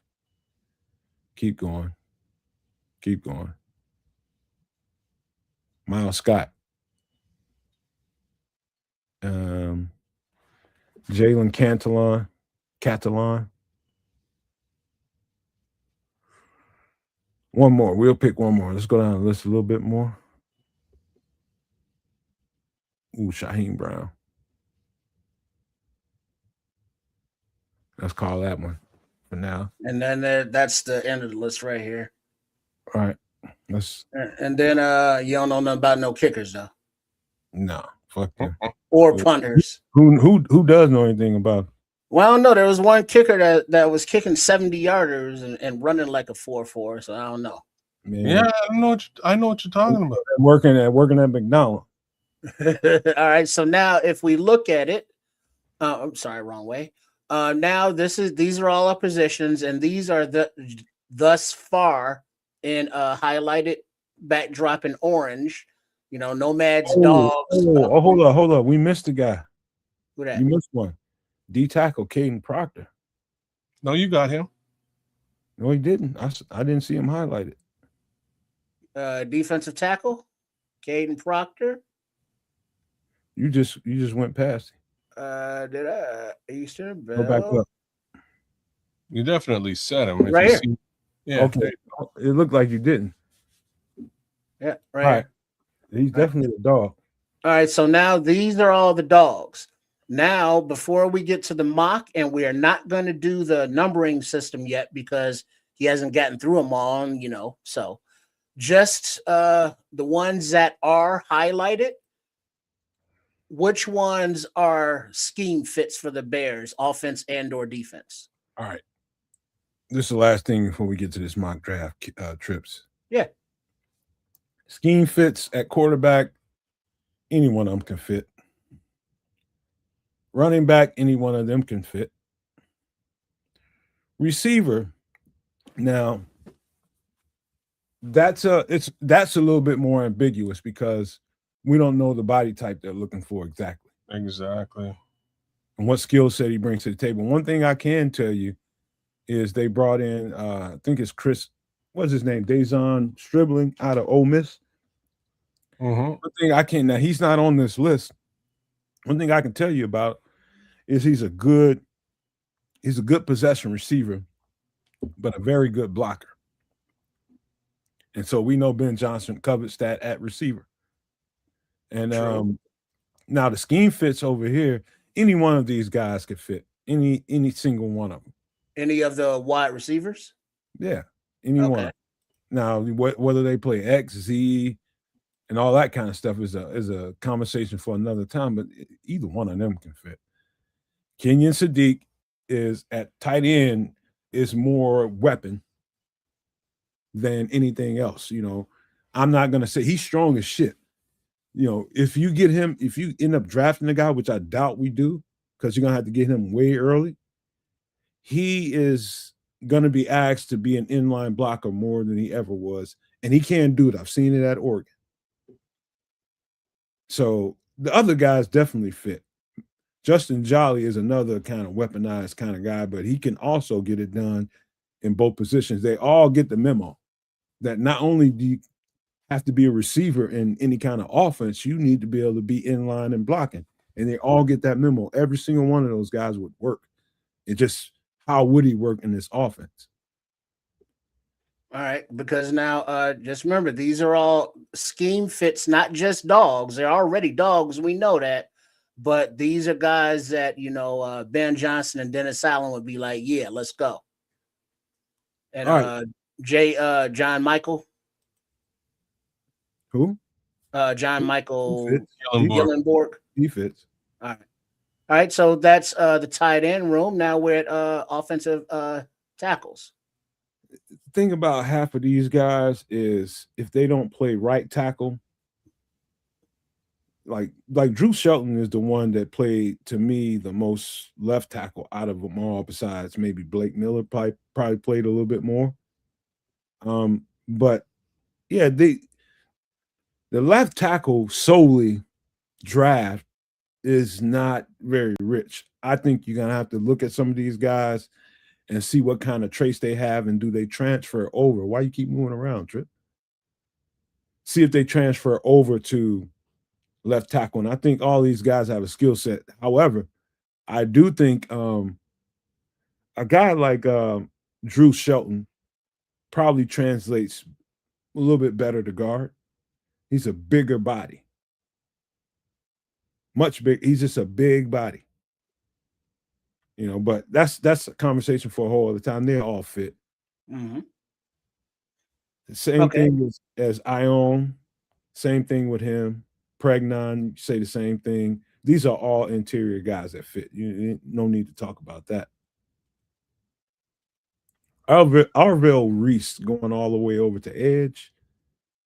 That's going to be, he might, depending on where they decide to draft a guy like him, it's going to be funny where if somebody asks him just to be a linebacker, play linebacker, be my middle linebacker or my will linebacker, can he be okay with that? He thinks his best position is edge. Now, I'm talking about what he said. Okay.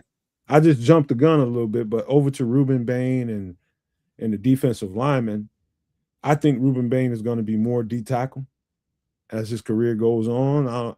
I think he can play edge and get you some reps over there, but that's more of a Cam Jordan type of body. So who would who's Dennis Allen fits in D line? All three of those guys.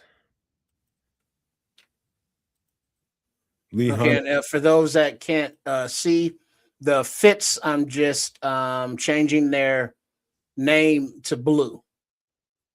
The non-Fits but dogs remaining in black.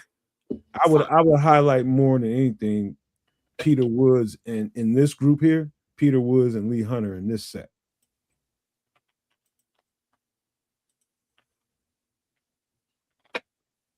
Then Dante Corleone, Zane Durant, and Tim Keenan. All right. Caleb Proctor as well.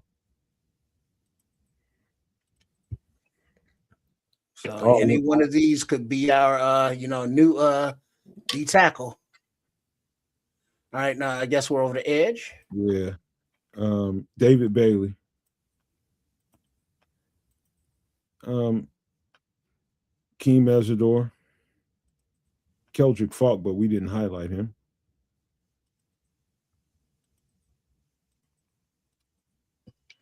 Zion Young.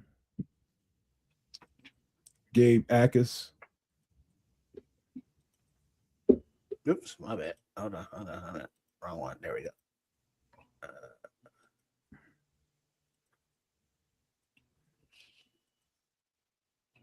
Danny Dennis Sutton.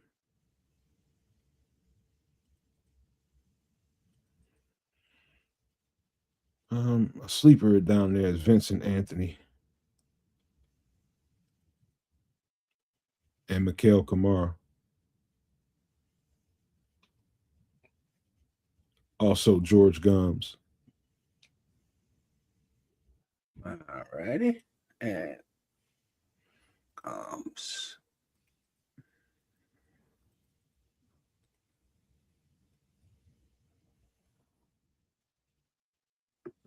All right, let's keep rolling so we're gonna let Kez take off on his fantasy. Right. I didn't think trying to do all this, man. Golly. I got to set up the board. We didn't do linebacker. We're on linebacker. All right. The best fits for us: Galladay, Styles, CJ Allen. The first four. All first four? Okay. All right. They weren't on the okay. All right, let's do that. And then we will do that. Kyle Lewis, Deontay Lawson, Harold Perkins, Like the whole goddamn list there. So all of them? Yep. And Red Murdoch. All right.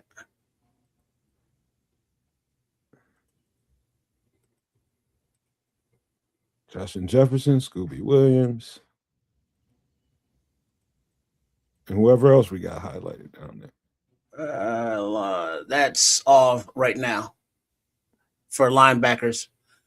Cornerback, scheme fits for Dennis Allen's defense. All of them.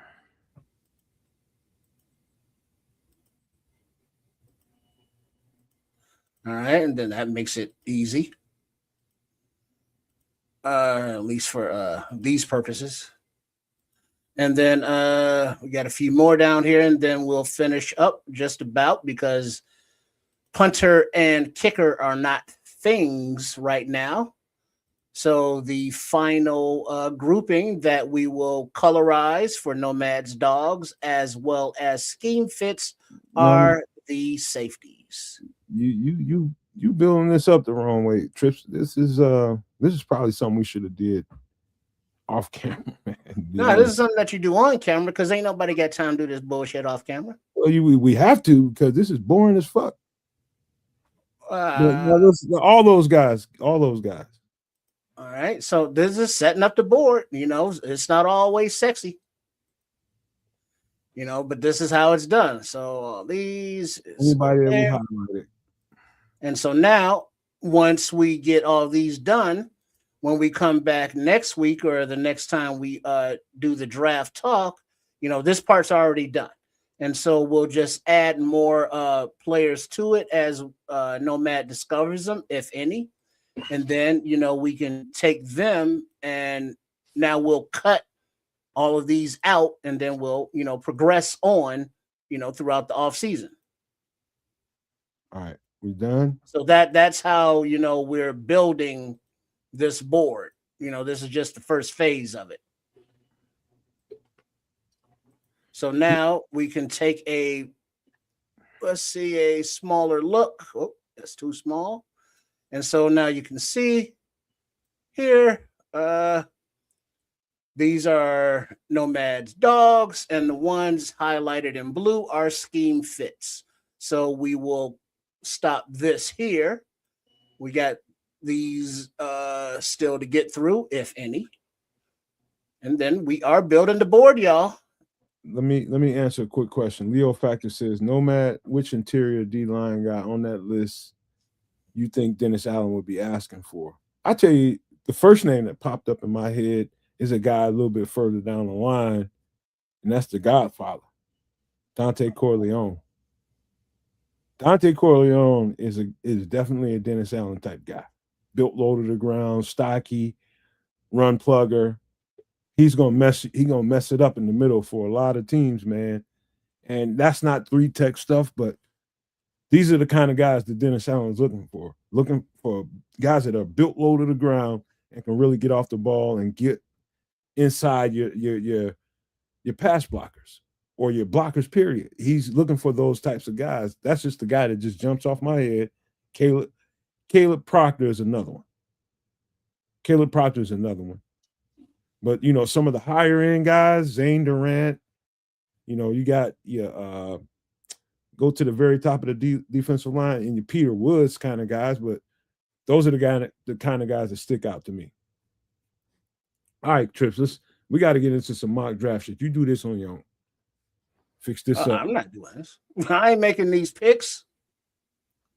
All right, kids, you ready to take off, man? Because you got another perspective as you go into the draft now. We just did that.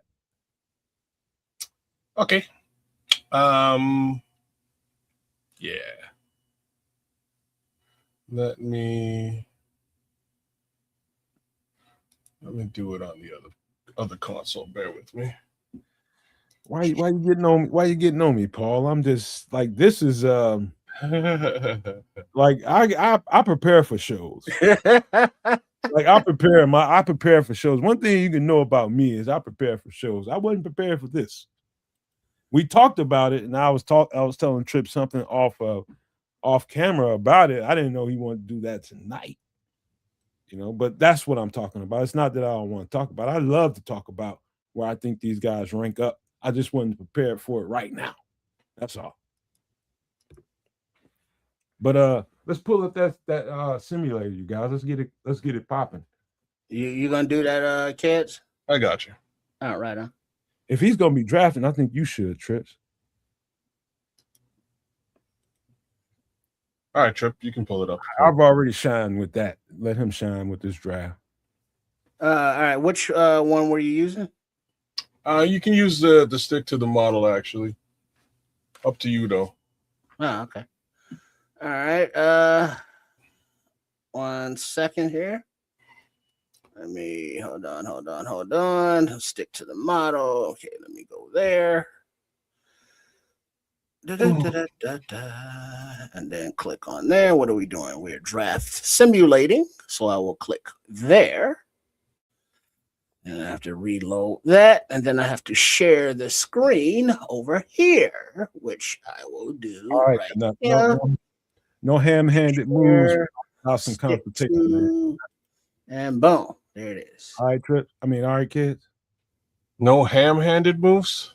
Without some consultation, man. Let's do this. Can you? I'm not going to intervene unless you say something to me. All right. Can you see it? I can. You might want to blow it up a little more, though. We'll make it full screen. I got you. Wait, hold on. Hold on. Let me get in here.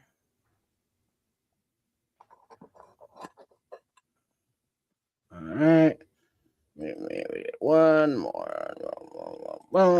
If y'all can see it well in the chat, somebody give me a thumbs up, please. How's that looking? Looks decent. You might want to adjust a little bit larger. But tell me if that affects your overall view. Hold on. That's good. That looks good. That's better. From my perspective. All right. There you go. All right. Yeah, I'll just be here. You just tell me what to click on. All right. You can click on that start button. Oh. As discovered previously, trading up is probably not in the cards. So we'll let this thing ride out and see what goes down.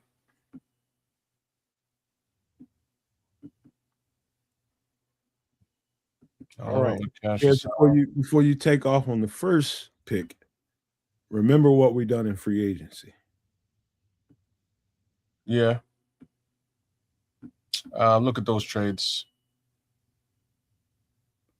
Nothing I'm willing to take. Let's close it. Yeah, so from 25 to 33, 27, 32, and 46, and future seconds. Yeah, I'm not interested. First, let's read to the chat what was being offered to you, because I'm not sure everybody can see this the right way. The Jets. Okay. All right, so 4 trade offers, all of which consist of future second rounders, but you can trade back to the 27, 32, 33, or 46 pick. Interested in any of those? No dice for me. I'm only interested in trading for stuff that'll give me more stock in this year's draft. So I'm not. What I think Patrick wants to see is a counter trade offer. We haven't done much of that. So that means putting your thinking cap on a little bit, kids. Here, if you see something that you quasi like, let's see what that looks like. Here, hold on. That makes things a bit easier for me. 25 to 33, 27, San Francisco. Big Cheese says he thank you for reading it because he still can't see the shit. Yeah, okay. I had to blow it up on my. I had to blow it up on my screen too. There, Big Cheese. It's a bit small. See, another 32. If you got a little bit more zoom, Trips, it'd be good. Okay. Yeah, like I said, I ain't that interested in any of these trades at all, unless you like. Yeah, now we can't see the whole screen. Hold on, y'all. We got a little bit of love going on. Let me get to that real quick. Give me a second.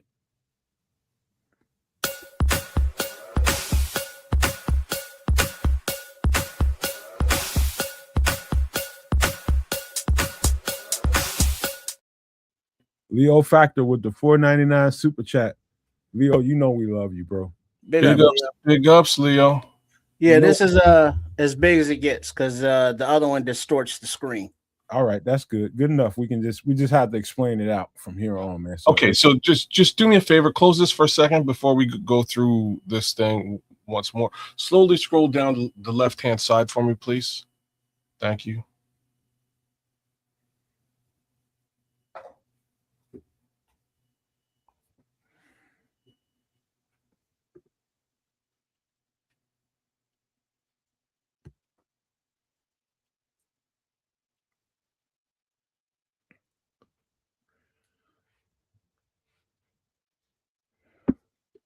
What you trying to get at, kids?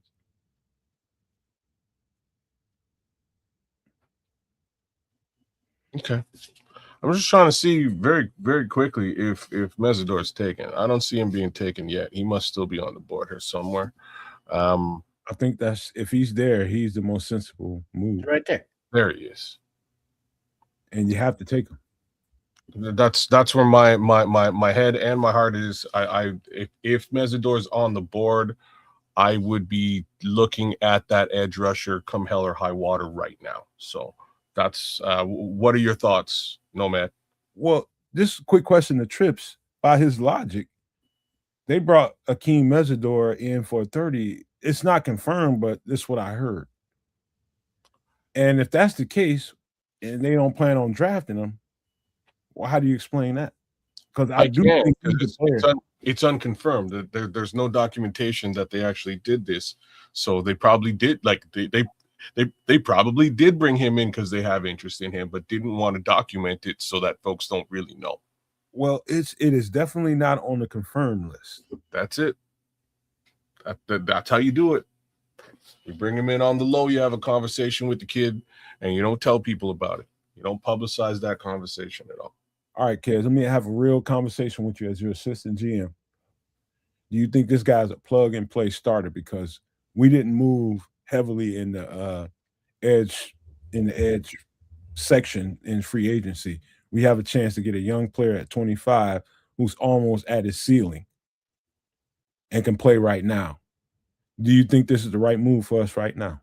Why I'm confident in this move is actually not because he's an edge rusher. It's because he's both an edge rusher and a DT. He spent 2 years in college at the DT position playing 3-tech. He can do either and or. Mm-hmm. So there you go. On the line, because we need support in both of those perspectives. If we're talking about maybe moving on for Gervon Dexter, perhaps we actually have our 3-tech in Mesidor, and you line him up beside Austin Booker. Same token, from a rotational perspective, you can rotate him in on the edge and put somebody else in at that at his position for run stop. He fits the mold in a major way. Okay, and that's why we're about to pick him with our first. Now because it's my job to really push you and make sure that we get the right draft pick at this moment, I'm going to make a case for Dylan Thieneman at safety. Because we lost Kevin Byard, and because Mesidor is a few slots down, just take that. He's a few slots down. Maybe, I don't know, at some point, I don't know if we can slow this thing down and offer the next Minnesota Vikings or San Francisco an offer, but maybe that's a thought too. Maybe Dylan Thieneman, and then try to move up to get Akeem Mesidor as well. Let's try that. If we can do that in this simulator. So what do you want to do? Here's what he wants to do. Back out of here. Oh, create trade. Go to San Francisco. Yeah, definitely looking for another edge rusher. Like this is going to cost us a fortune. What do you mean by a fortune? You're about to find out. I'm very happy to get my safety in the second round. So we want pick number 27 for San Francisco. That's what we want. We're willing to put up pick. God. pick number 60. And we're willing to put up a third rounder next year. Like that. What does that give us? No. Make it a second rounder next year. No. You might have to give up a first to get to this. All right, make it a first rounder next year. Like this is very.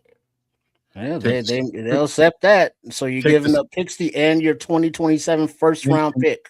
And then you're getting exactly what you're looking for in this draft because you didn't replace it in free agency. Hold on now, make it 89. Take number 60 off. Let's see what 89 looks like. Let's go. That's below, but propose and they reject it. Okay, we're gonna go back. We'll throw a late round pick in there too. I like this. Exercising some options here. So what? So first rounder next year, pick number 89, which is super duper close. And scroll down and pick one of our later round. Pick one of these. Hey, Scrolls, anybody see your value offered is 207 to 216. And these aren't going to move the needle, these 1-and-1s. Shit. Now you have to give up 129 to make it happen. That does make it happen. But now you're cutting out you already gave them the first round of next year. Now you're giving up this year's picks too, So this is the problem. So let's not do 129 this year. Let's go back to scroll down. Oh, you took it off. Select a fourth rounder next year. See if that fits the bill. That does. Proposed trade. Nope. Rejected. You're offered 219, difference 3 points. For some reason they say no.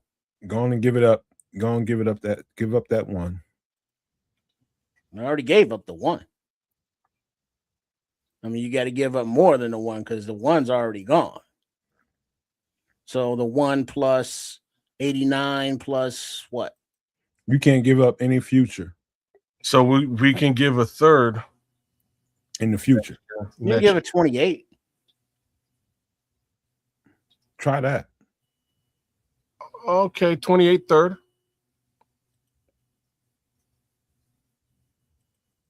Accept it.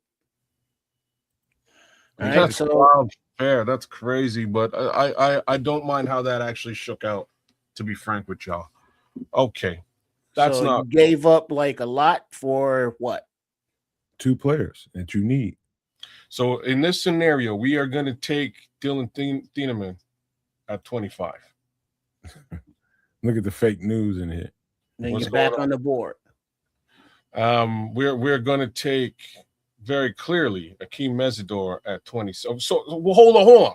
Before we press that draft, click on trade for me, please. Let me see if the trades look any better here. Right, no. So to go from 27 to go from 42 in a future second, and to go to 37 in a future second. Don't fuck with it, kid. You're gonna get juiced. No. So let's go ahead and pick Akeem. Right, we have our 25-year-old. We have our /DT. I love it. And you have 5 picks remaining. And you got options to trade back a little bit and get you some more capital. Look at what are our trade. Yeah, click on trade here right now. All right, to go from 57, Miami's offering 75 and 87. Eagles are offering 68 and 98. I'd take the first one. I love both these trades. We're gonna press close though. I love both these trades. I'm just hoping I can get something very similar. You need volume now because you just gave up some capital. I actually really like where we are right now though. What are your thoughts on Jake Golladay right here and or Jacob Rodriguez right here? Neither one of them are as good as the as some of the move downs you're going to get. Neither one. Okay, then we're gonna look at that trade situation again. We're gonna take. You're trying to redeem yourself from what we're gonna take 68 and 90. No, we'll take the Miami. It's fine. That's how. Let's use that as our one trade back. Unless you see something you can't. Well, I would almost do it again, depending on what look at it. Let's try to go for right now. You're on the board at 60. The offers are from Carolina to go to 83 and 119. The Colts to go to 78 and they'll give you 113. New Orleans to go to 73 and they'll throw in 92. Philly to go to 68 and they'll throw in 98. And Seattle to move back one spot to 61 and a future third. So, given what Patrick Higgins is saying here, I'm going to go with the Philly trade here as well. Hold on, Ed. You're moving back a lot now. Okay, I'm gonna roll with this, and I'm gonna be. It's only 8 selections, and I'm doing it strictly because I get a selection in this draft now. So I just scored 2 more picks, and I think that'll really help us round everything out. So I'm gonna go ahead and take this Philadelphia trade, Trip. I'm gonna co-sign that. That's make sure that's the last trade back. So I'm good. Now that we've got 2 more, I think we can really do some damage. So now your picks remaining are 68, 75, 87, 98, 129, 239, and 241. I'd say look at receiver or linebacker here. I'm actually going to look at running back because now you're going to be ham-handed. No. I just scored 2. I've nailed the 2 major issues on the team. There's more that I can do, but these 2, I have 2 luxury selections now. So look at linebacker for me, please. Sorry, my bad. Running back. Pardon me. Yeah, there he is. Okay. Before we do that, my next selection is. At least look at the linebackers. You're at 68 now, and then 75 and 87.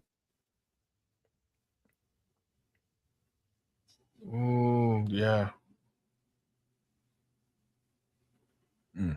So I want Kyle Lewis and Mike Washington, and I think I can get them both here with these next 2 selections. I think I can get Kyle. I think I can get Kyle Lewis with my next selection. Let's go all. I just want to see all.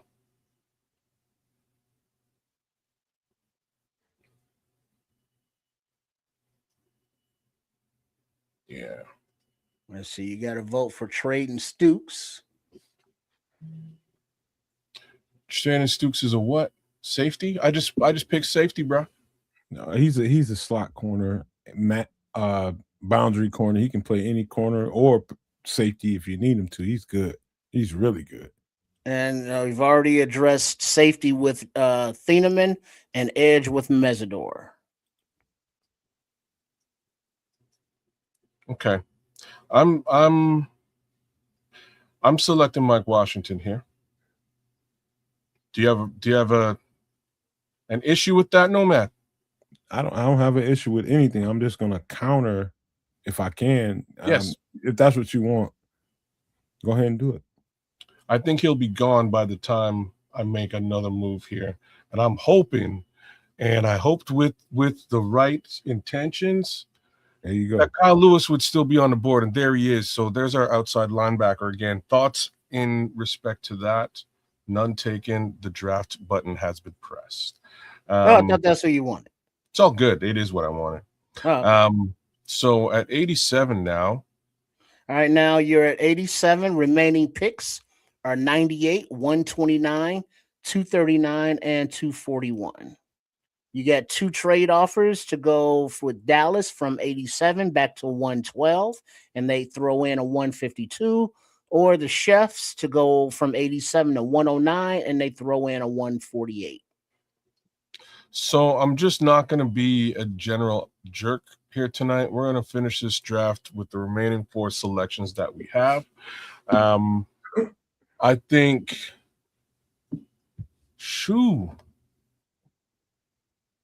there's some good. Do me a favor, go to wide receiver for me, please. Wow. Target 4.26 action. Target Bryce Lance here.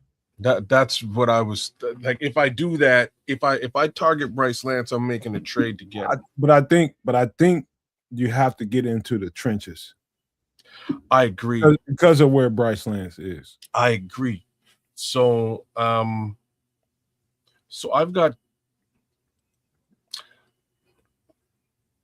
like Darrell Jackson would be a great addition here, unless we look at the offensive side of the ball.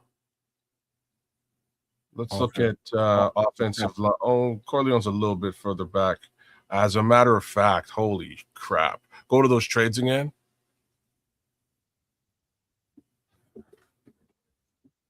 Back to 109 or 112 and pick up a 148 or 152.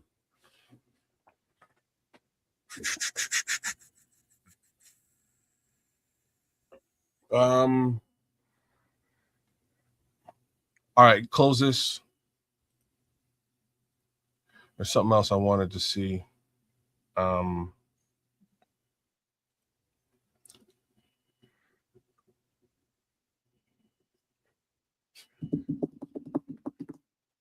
What did I want to see? Oh, I want to see center, please. Interior O-line, Iowa.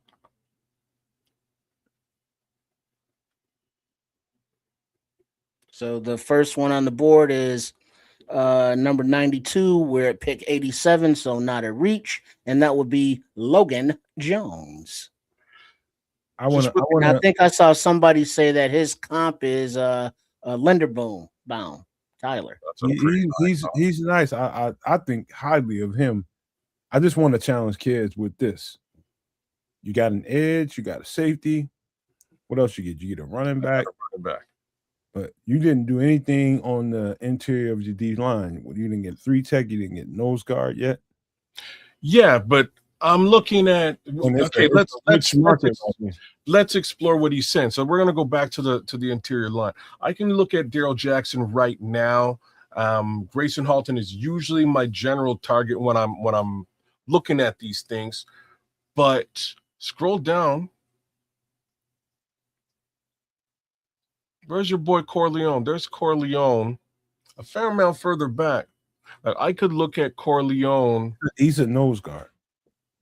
Do I need a 3? Caleb Proctor down here too. Still, I think, in my opinion, you should be looking at a 3 technique here. Go back to the top, Trips. Just slow down. Yeah, okay, go back to the top. DeMonte Capehart would be the later round 3 tech I would look at. Usually I'm looking at Grayson Holland, likely with my next selection. Scroll up.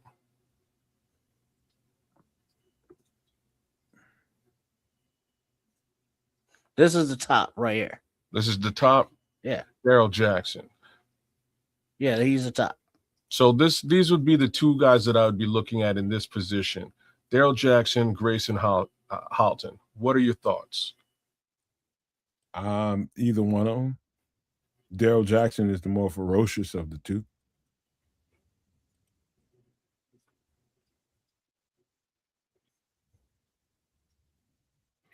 Darrell Jackson is much more tenacious. Okay. And just numbers wise, Jackson is 91, Halton's 97. We're at 87, where you're picking now. And this is sort of what I'm thinking. Let's go back to all, Chuck. And Logan Jones is right beside him. I don't know, but if Logan Jones' comp is, he's an offensive lineman, man. You can get a Linderbaum anywhere. You can get a Logan Jones any fucking where. Are you kidding me? We've been searching for offensive linemen for 20 years. Don't be silly, man. Take the top I notch. mean, you got Logan, you got Slaughter. And my next selection is when, Trip? Your picks. The next one after this one at 87 is 98, 129, 239, 241. Trust me, kids. I can help you down the line with the O line. Get your top notch defensive tackle. All right. I'm gonna take your advice. Let's go with Darrell Jackson. Done. All right. So you are back on the board. Clock. Now, in my opinion, you look O-line or you look receiver. Now you do have trades. You're at 98 now.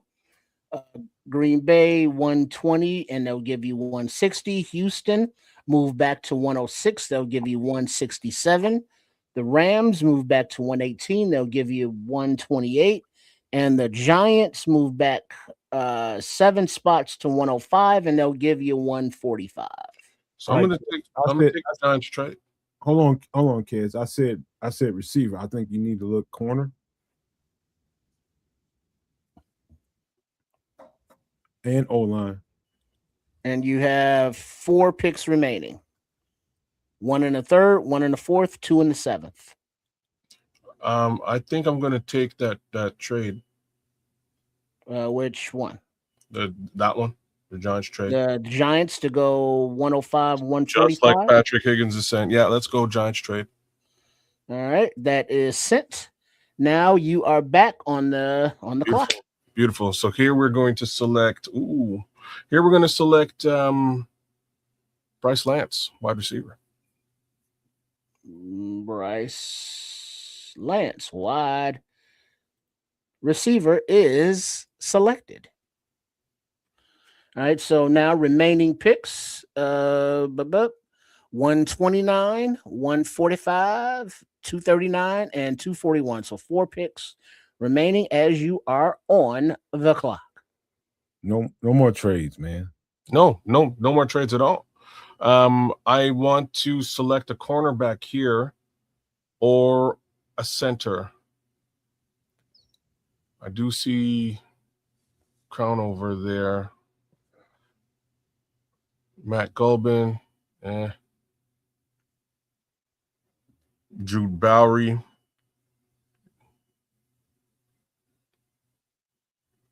Go straight to corner for me, bro. Slow down, Trips. Yeah, stay at the top. That is the top. This is the top? Okay.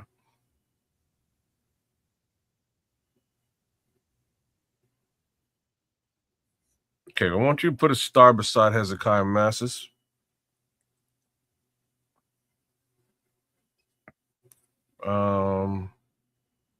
Out of these corners here, sir, who do you rate?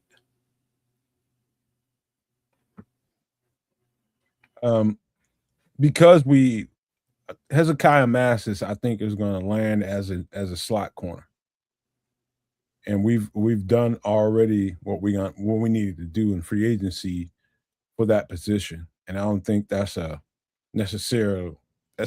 necessary right now. So Damani Jackson is the best player available as far as that goes, and he's tough. Okay, put a star beside Damani Jackson. We can get him at 145. Anybody else that you would? Devon Marshall is tough. Okay, one more. Okay. All right. Anyone else? Yeah, there's a few of them, but we'll keep going. Okay. So we're gonna get the corner at 145.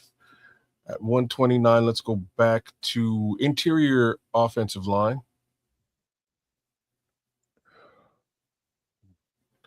Jaeger Burton, thoughts?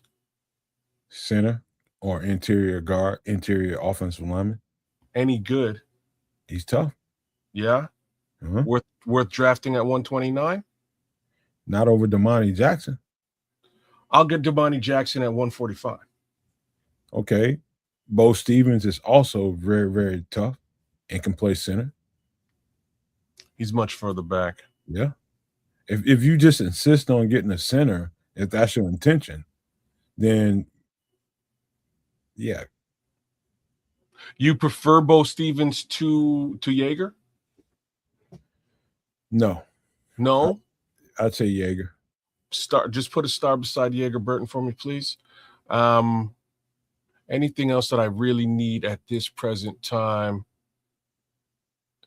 Eli Reardon. I wouldn't be tight end fishing in this draft, just considering what we did last year, and we still have Cole Kmet under contract for this year. We do need some depth at the position. I hear you, but I wouldn't be fishing for depth at tight end right now. And he's like right there at 120. If I were you, based on what we did in free agency, the interior of the offensive line would be the last pick I make. And trust me, you got me here. Okay. That's so 129, 145. Okay. Let's go tackle, offensive tackle. What about Captain Boston College Jude Bowery on the left-hand side? There you go.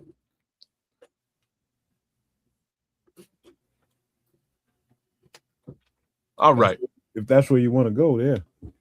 Well, I'm just looking at what I haven't addressed thus far. I think this is a good look, actually, right here. Now I'm talking Boston College. There's two more. How many picks you got left, kid? 4. And I think it's a good place to 5. double down on that defensive tackle, and then get some of your other ancillary pieces. I'm gonna go back to DT. Yeah. Go to the line and see if anything viable has been left over. Oh, it's a lot. Zane Durant. That's great. Caleb Proctor. Devontae. Go all the way to the top there. Now it's about what you're looking for. You're looking for a plug. You're looking for a 3 technique. You already got your plug in Daryl Jackson. 3 technique is Zane Durant. I thought Daryl Jackson was listed as a 3. Trust me, he ain't. I think it's Zane Durant or Caleb Proctor. And if you want to wait on that, Caleb Proctor. I think I do. Let me just click on what my picks are one more time. Target Caleb Proctor is what you want to do. 1, 2, 3, 4.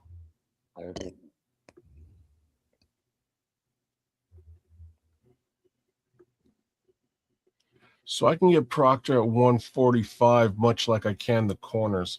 So let's go to all. I'm just trying to figure out what do I do right here, right now, and go right to the top for me at all. Cronovers at 131. We're at pick number 129. Tight end. DeMonte Capehart. Okay. We're gonna select Zane Durant. Is that cool, or do you think I should wait for Proctor? That one's up to you. I think Zane Durant is young Grady Jarrett, and that's a problem. That's not a good comp. A young Grady Jarrett is a problem. Yeah. I think that's a good pick. Great pick. Which one? Zane Durant. Oh, young Grady Jarrett. Sorry, I'm thinking young Grady Jarrett. I'm thinking young. My bad. If you get this, you tearing it up. But Caleb Proctor, you ain't gonna miss with him either. But if that's what, yeah, Zane Durant, you can't go wrong here.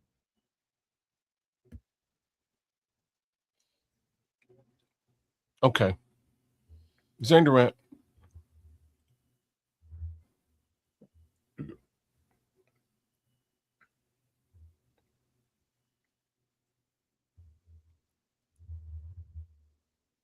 All right, get up there at 145. And after this, you get 2 more picks, 239 and 241. We're going to look at that cornerback list. Ooh. There he is. Damani, you got to get it. That was our target at 145. So let's nail that down right now. All right. So now you got 2 more picks, 239 and 241. So I'm hoping at this stage of the draft, John Michael Gillenborg is floating around here. Let's see if he gets snaked up. You still need to. You want to address your interior offensive Here he line. comes. There he goes. Oh, damn it. So you were saying, Nomad? Interior offensive line or whatever. Offensive line is where you want to go here. All right. Now, just to recap, see at 25, you get safety Thieneman. Then after a trade, Mesidor for edge. Couple more trades, running back Mike Washington Jr., outside linebacker Kyle Lewis, 3 tech Daryl Jackson, another trade, then wide receiver Bryce Lance, 3 tech Zane Durant, and cornerback Damani Jackson, and 2 more picks, of which you are on the clock. Hey, trust me, Paul. I tried to tell him. It ain't gonna be that many players. The only reason I did these, they get thirsty when it comes to this mock draft and shit, man. So the only reason why I did those trades is because of the trade that we did in the first round. We made a trade with San Francisco that would have cost us a couple of positions. So the thought was get those picks back and fill out this squad. This is what it looks like. Diego Pons. That's a guard. That's a center. That's any tackle. Yeah, I think he's gonna be a guard. But you at the top of the list here, Trip? Yeah. Edge. You see he's highlighted, don't you? I do. It's weird that he's highlighted and nobody else is. Yeah, click on Diego Pons for me, bro. Well, that's because he's the offensive tackle, and that's still a need.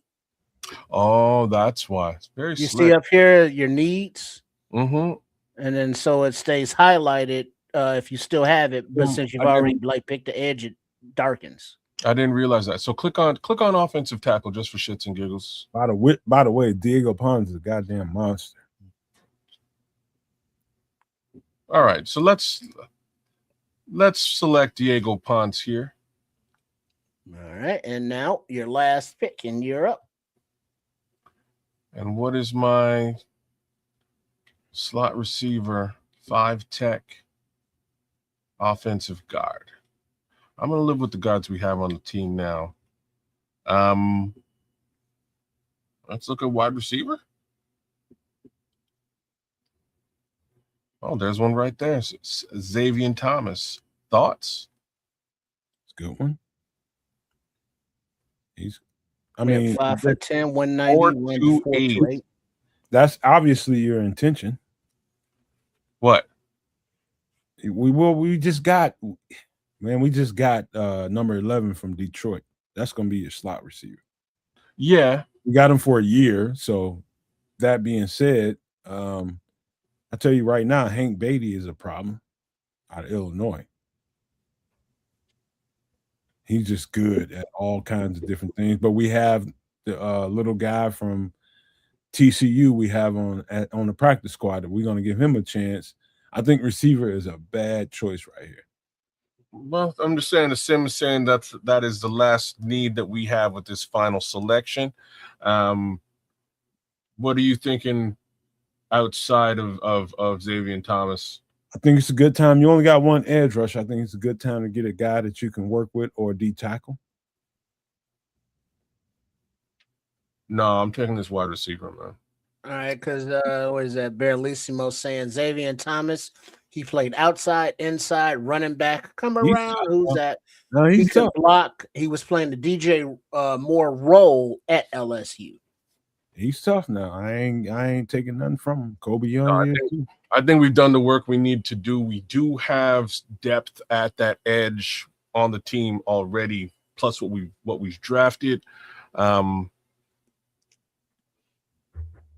I think we're okay here. Like the only thing that before you press draft, click on IOL.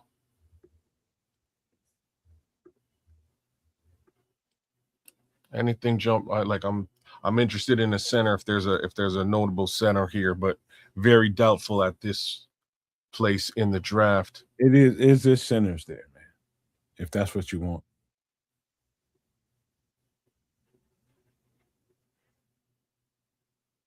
You see any here, Trip? Nah, I don't know nothing about these dudes. Well, I'm just saying I don't see anybody even identified as a center here. Well, OGIOLs, nothing OC. Yeah. All right, we're going with Xavier Thomas. Where's that? Wide receiver? There Yeah. you go. Oh. All right. So that will complete your drafting for the day as we wrap up. And the summary, This is you got a hell of B draft. plus draft grade. And so at 25, you took a safety at Fenneman. You got a B on that. Mesidor, you got a nice solid B at 27 for your edge. After a couple trades, you got a C plus for drafting Mike Washington at 68. Kyle Lewis, your outside linebacker at 75. You got a grade of a B, but an A minus for taking Daryl Jackson, your 3 tech at 87. Wide receiver Bryce Lance at 105 netted you a B grade. 129, you took your 3 tech Zane Durant, A minus. 145, cornerback Damani Jackson, A minus. 239, offensive tackle Diego Pounds, B plus. They like that one at 239. And your final selection at 241, Xavier Thomas, your wide receiver slot returner, kind of do it all, gave you a B. Well, let's just shrink it down so where we can see the whole draft trips. Let me see where that is. Hold on. There's a lot of information going on down here. See, they hated our trade up, and that's kind of why I had to make up for it with them remaining trades. All right, so if you can expand that a little bit. No, that's it. All right. This is don't move around. This is a good draft, kids. You want to explain what you did here? Sure. So areas of concern, safety, very specifically, and to that respect, we were trying to determine what we do at 25 and whether that was draft best player available in Dylan Thieneman versus the edge rusher we actually need for this team / 3 tech Akeem Mesidor. What we came up with was let's go fleece the San Francisco 49ers. And we did. They were able to give us pick number 27. We gave them our first next year and a couple more things to make it worth their while. That being said, -9 on the trade, but we were able to secure both Dylan Thieneman at the safety position and Akeem Mesidor, our new edge rusher. With picks number 57 as well as pick number 60, we decided to trade back some more and replenish the picks that we lost in the initial in that trade up. Now we have some room to move, and with respect to moving and room, not a lot of guys can make room and move like Mike Washington Jr. So we got Mike Washington Jr. He is going to be our bell cow back somewhere behind DeAndre Swift as he grows into the role. Again, DeAndre Swift's contract ends next season. We're going to need a guy, and that's our guy. Kyle Lewis moves forward at the outside linebacker position at number 75 selection. Daryl Jackson is next up at the 3 tech position. So we've got some body there with respect to a potential Gervon Dexter move, considering what we were talking about earlier in the pod. Maybe he Drew Rosenhaus finds a new home for Gervon, and if that's the case, we're going to need to have a viable rotation at the position moving forward. So there he is. Bryce Lance, notable wide receiver. We have looked at him a few times over the season already. I like what he brings to the table, and I think he would be a great addition to the team. He's not going to be your slot receiver, but he's going to be fighting things out alongside Luther Burden, Rome Odunze, and Jade Walker for supremacy on that outside. Zane Durant, another 3-tech. So now we've got a real solid 3-tech rotation with Daryl Jackson, who, as Nomad is stating, might wind up being our 1-tech at the end of the day. But once again, with Akeem Mesidor on the inside. Damani Jackson, there's your cornerback. Need a little bit of love at the position. Diego Pounds, offensive tackle. We could always use some help at that on that left-hand side. We'll see what we do with Mr. Pounds. And Xavier Thomas, inside interior for the slot. We have a 1-year deal with Khalif Raymond. Once that's done, hopefully we'll have an understanding as to whether J.P. Richardson or Xavier Thomas is our guy moving forward at the slot position. So tried to basically round out and get everything that we need to make a go in 2026, and that's what it looks like. All right, Trips, if you can scroll right back to the top of that. I love the picks, kid. I'll just say that this is a good draft. Now, fussing about where you got who, where, that's a whole other thing. That's not what we're here to do. We're talking about replenishment of the roster. When we stay in that lane, you've done a job. Let's just say yeoman's work there. Thank you, sir.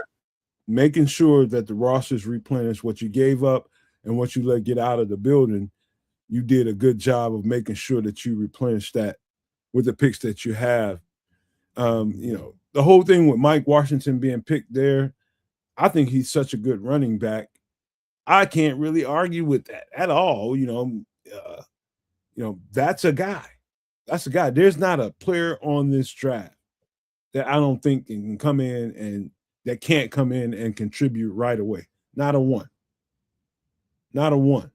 And with 22 roster spots open, or 21, however many there are, you've done a good job of making sure that you got guys that you picked in this draft that can come in there and fill in those roles right now.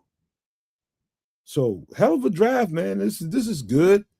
I was just trying to be your side piece, your wingman on this, and good on you, man. This is a good draft, kids. This is just, I can't say enough about this. This is a really good draft.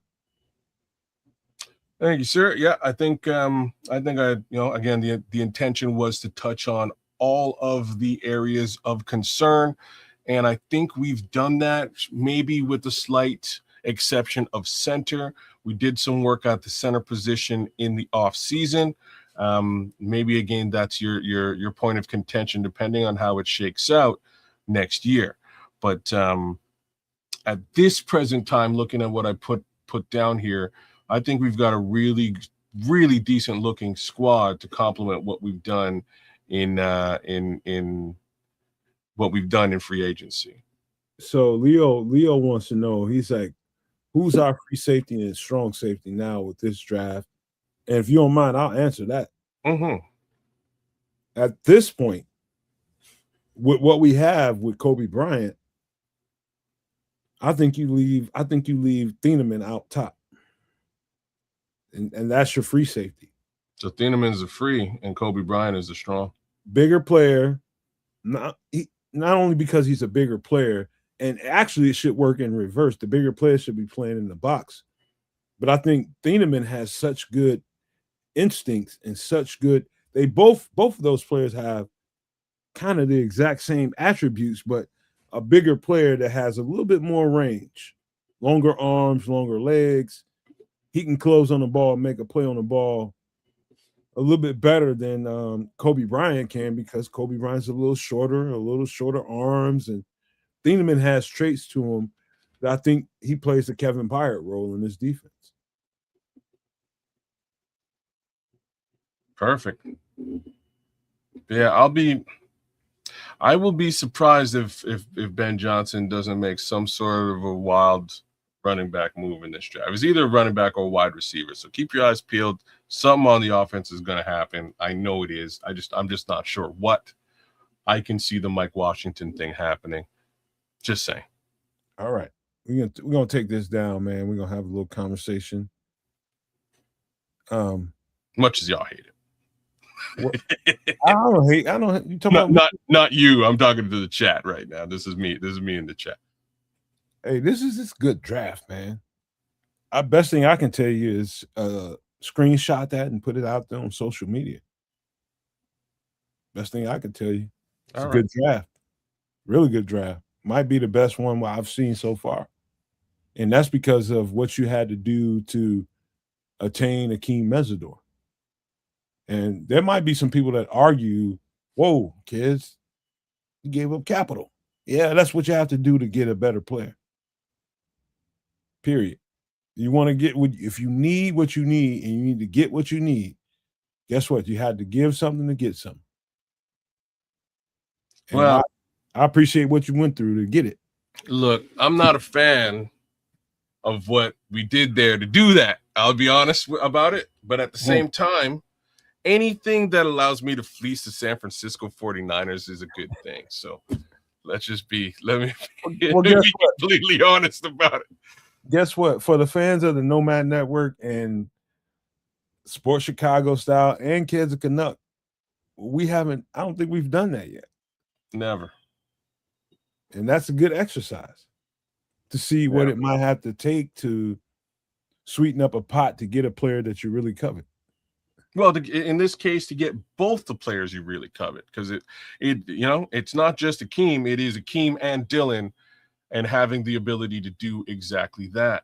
So that's not really on the docket in most mock drafts.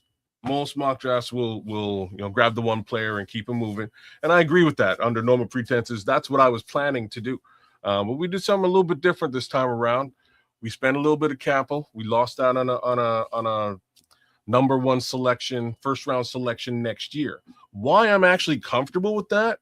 Because if we perform well this year, it's probably going to be towards the back of the first round anyways. All right.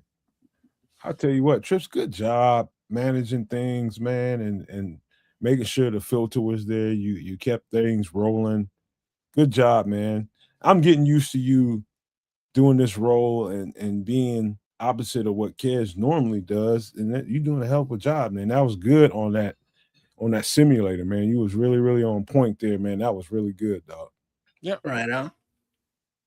Yeah, you did the darn thing beautifully, sir. Cool. What do you think about it, Trips? You saw it all play out, and you were operating. What do you think? Yeah, I mean, it was cool. I mean, that's the thing, though. There's many different directions that you can go, and that's not even including trades. Because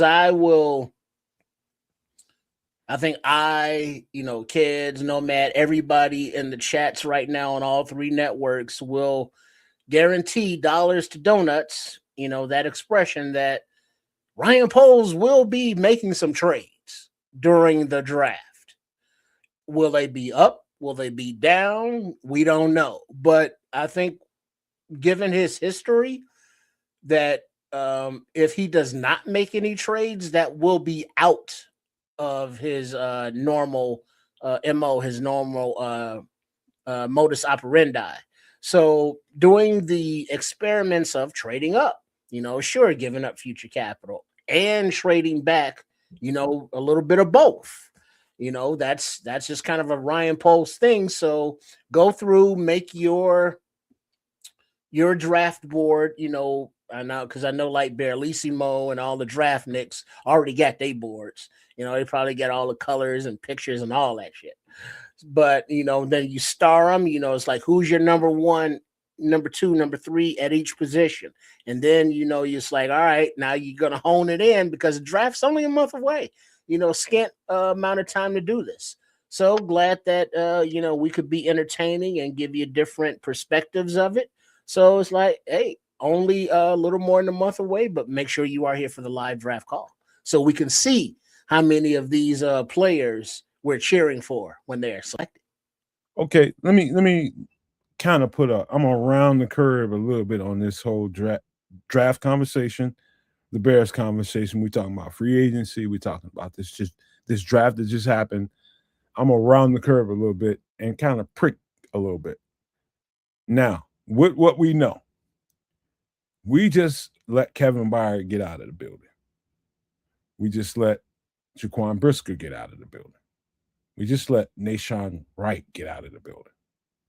Those three guys in particular, hell, I didn't know we were going to be talking about Nahshon Wright in the offseason as a guy that we wish we can hold on to. But as the conversations persisted since the season ended, we kind of felt like Nahshon Wright would be a guy that's going to probably be out of our price range.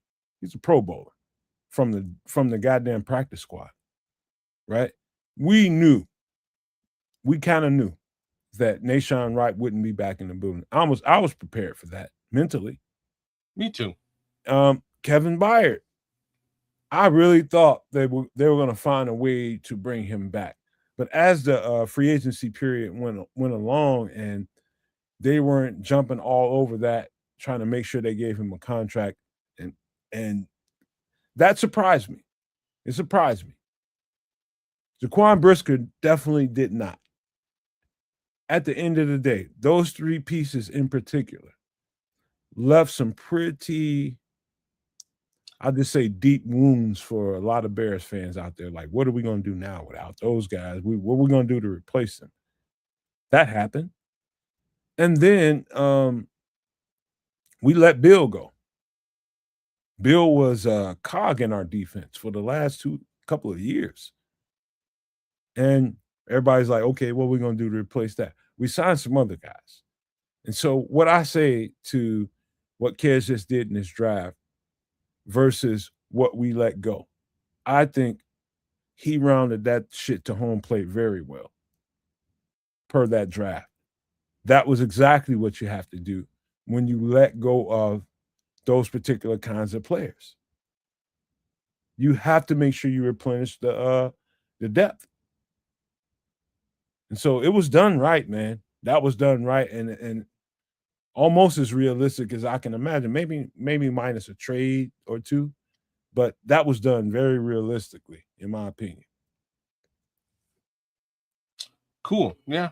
Like I said, that was that was what I had in mind, was again to replenish exactly that depth. And that includes at the wide receiver position with DJ Moore gone too. You know, the one guy that you didn't happen to mention there. You really focused on defense, but yeah, that was the other area that I kind of kept in mind. The running back was again a luxury thing because of those trades that I made, but I can only see potentially the Bears moving away from DeAndre Swift and the price tag, more so the price tag thereof, in the year to come. Not this year. I don't see that happening unless, Mike Washington shows up on the team, just goes ham, which could also happen, but doubtful. My thoughts is DeAndre Swift is your back in the year 2026, but come 2027, with the knowledge that Mike Washington has sort of stepped into himself, with the knowledge that Kyle Monangai is just continuing down the path that he is, we've got a much lesser costing running back room that might actually be improved as well. So that was really the thoughts there. But the two wide receivers behind A, the slot, B, the outside, I think really helps out Ben and what he's trying to do. To be frank, I wasn't really looking for a slot at the back end, but I do like the Xavier selection. I was hoping for a tight end. I was hoping for John Michael Gillenborg. Sometimes he falls in and around there. If he did, I would have definitely selected the tight end at that. Because we did let Durham Smythe get away in free agency, and he was a key piece. This is it, right? And same token, not just the fact that Darren moved, this would give us the opportunity to really test out the tight end position with Gillenborg, and whether, very similar to DeAndre Swift, we're walking into, I believe, contract year for Cole Kmet next year, and this would give us some breathing room in that regard as well. There's a couple things that we wouldn't have been able to do without Durham Smythe when Colston was hurt. Yeah, he came in and really helped out. He actually did. It's it's going to be interesting to see what they do at the position before we get into full go this season. I think I more than think it's likely that we'll have another tight end on the squad. The question to me is now, who do you get that guy in the draft, or do you find him in free agency? I think they made a trade for Durham Smythe. When? I'm not sure, but I want to say that they might have made a trade to get Durham Smythe. Durham Smythe. You might be right. Was there capital involved with that? So he was on Durham Smythe was on Miami before. Is that right? Yeah. I want to say they made a trade, but I might be wrong. They might have got him in free agency, but it feels like they made a trade for him. You might be right. The only trades that I recall right now I think it was like a 6th rounder, maybe. It might have been a 6th, which then it might have been a 6th rounder. Maybe it was just a swap. Maybe we swapped a 6 for a 7. That would explain why we have 2 7s. Maybe something like that. Because I thought we spent a 6th on Joe Tryon-Shoyinka. Yeah. Regardless, they knew exactly what they were looking for in traits in Durham Smythe. They knew what they were going to get in Durham Smythe, and they got it. And so far, there's not been a move to replace what he can bring to the table. Do we have that on the practice squad? I'm not sure. I don't think they know that. There's a couple of guys that are out there on the practice squad that they want to give an opportunity to. But that goes to what I was talking about at the middle part of the show when we were talking about what do you do when you just replenish your coaches and they want to go into the season and not tear it down and just patch it up. Durham Smythe happened to be part of that patch it up process. He happened to be, I think they traded for him. Not sure if he's a free agent, man. You might be right. And so how do they go about that in year 2? Do they go and draft that, or do they go to the free agent market? Now that particular player can wait until way later on, like June 1st designations and shit like that. That could happen somewhere around then. There's no urgency to draft or pick up a guy like that. Not right now. When you got somebody you might have targeted as somebody that might get let go, or somebody can't afford a guy. It could be a lot of things going on there. I don't think there'll be in a rush to replace Durham Smythe. But it was interesting that they deemed him as a priority to patch this thing up. That's interesting to me.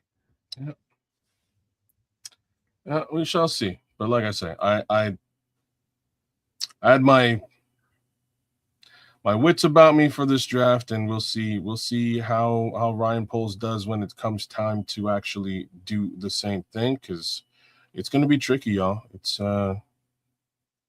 I tell you what, Durham Smythe increased his value big time while he was here.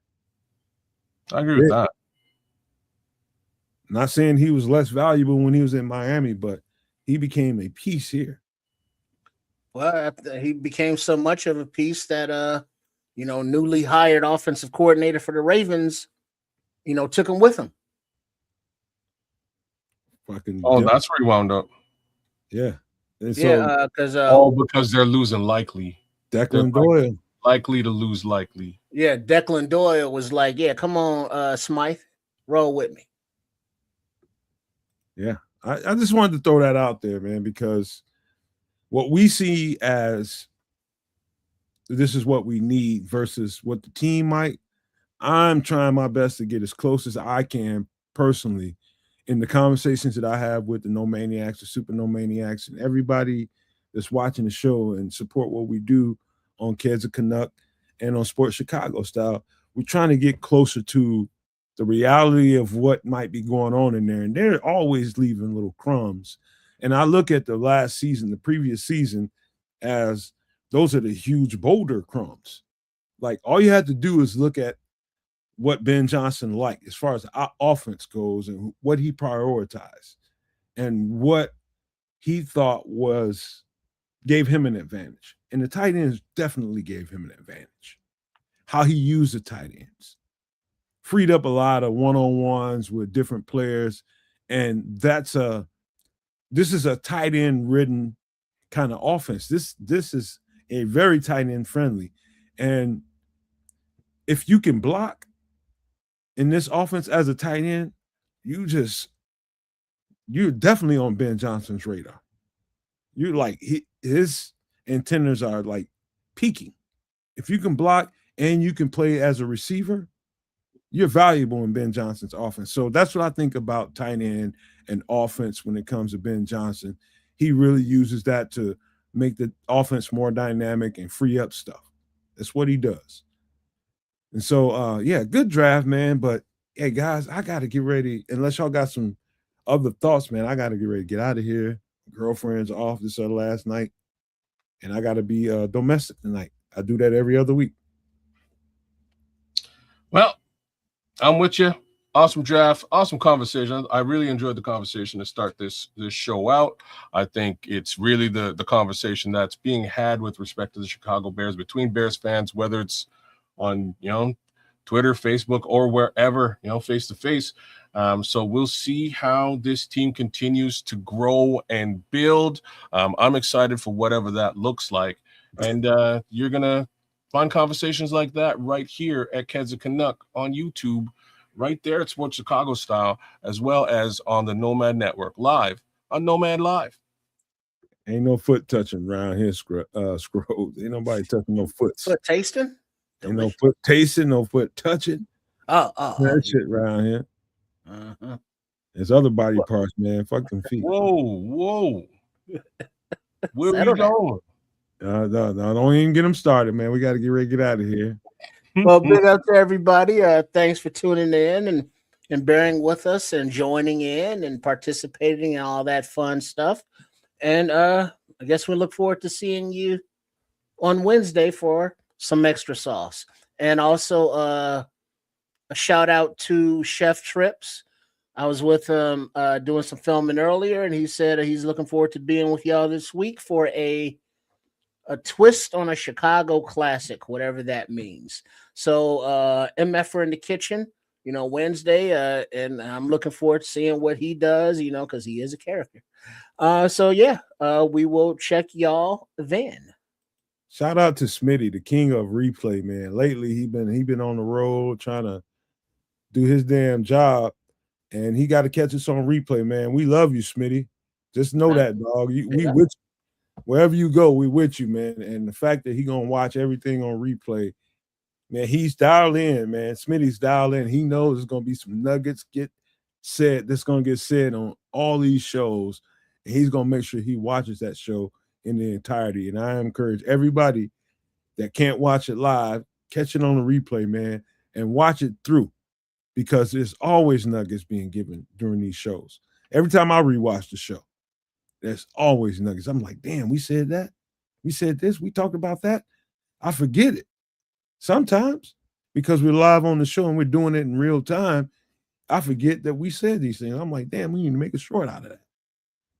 But yeah, that's just how dialed in we get on this channel, man. So there ain't no other network that can really point out some of the things that we do, man. And I'm proud of that. I'm very proud of that. I'm proud of these boys right here too, man. So I just thank y'all for being here. Any last thoughts before we go? Because I'm about to close this thing down. All right. I love you all. Appreciate you for being here. Pay close attention to what we're saying. Watch it on replay. Please send it out to your friends and family members. Let people know what we do. And make sure that they subscribe and hit the like button, man, because that's so important. And it's totally free for all three channels, Kids of Canuck, Sports Chicago Style, and the Nomad Network. Everything we're asking is totally free. So do those things. Share it with your people. Make sure your people know that love the Bears, know that we talk what we're talking about. And on Wednesday, I just want to leave you with this before we go. Somehow, some way, I'm gathering some information about some things that I'm hearing about. And I'm talking about the Doomsday Survival part of the show. We need to pay real close attention to what we're going to have to say there on Wednesday gathering some information. Now, hopefully that thing will be 360 degrees by the time we get to the show on Wednesday, but there's some stuff that we need to know. I'm talking about as a society, a human society, and around the world. I don't care whether you're in Canada, Switzerland, I don't give a shit where you are. Africa, whether you're in Israel, Palestine, I don't care where you are. You need to pay attention to that part of the show come Wednesday at 8 p.m. Central. You should know what's coming down the pipe because I'm gathering information and I'm telling you, it's very, I don't want to scare nobody, but it's kind of alarming. I'll just say that. But just to avoid politics, I just want to focus on that right there. But we love you all for being here. Don't forget, 8 p.m. Central on Wednesday night, man. Make sure you show up for that, some extra sauce. But I want to leave you guys with these famous words. Love, peace, and hair grease, y'all.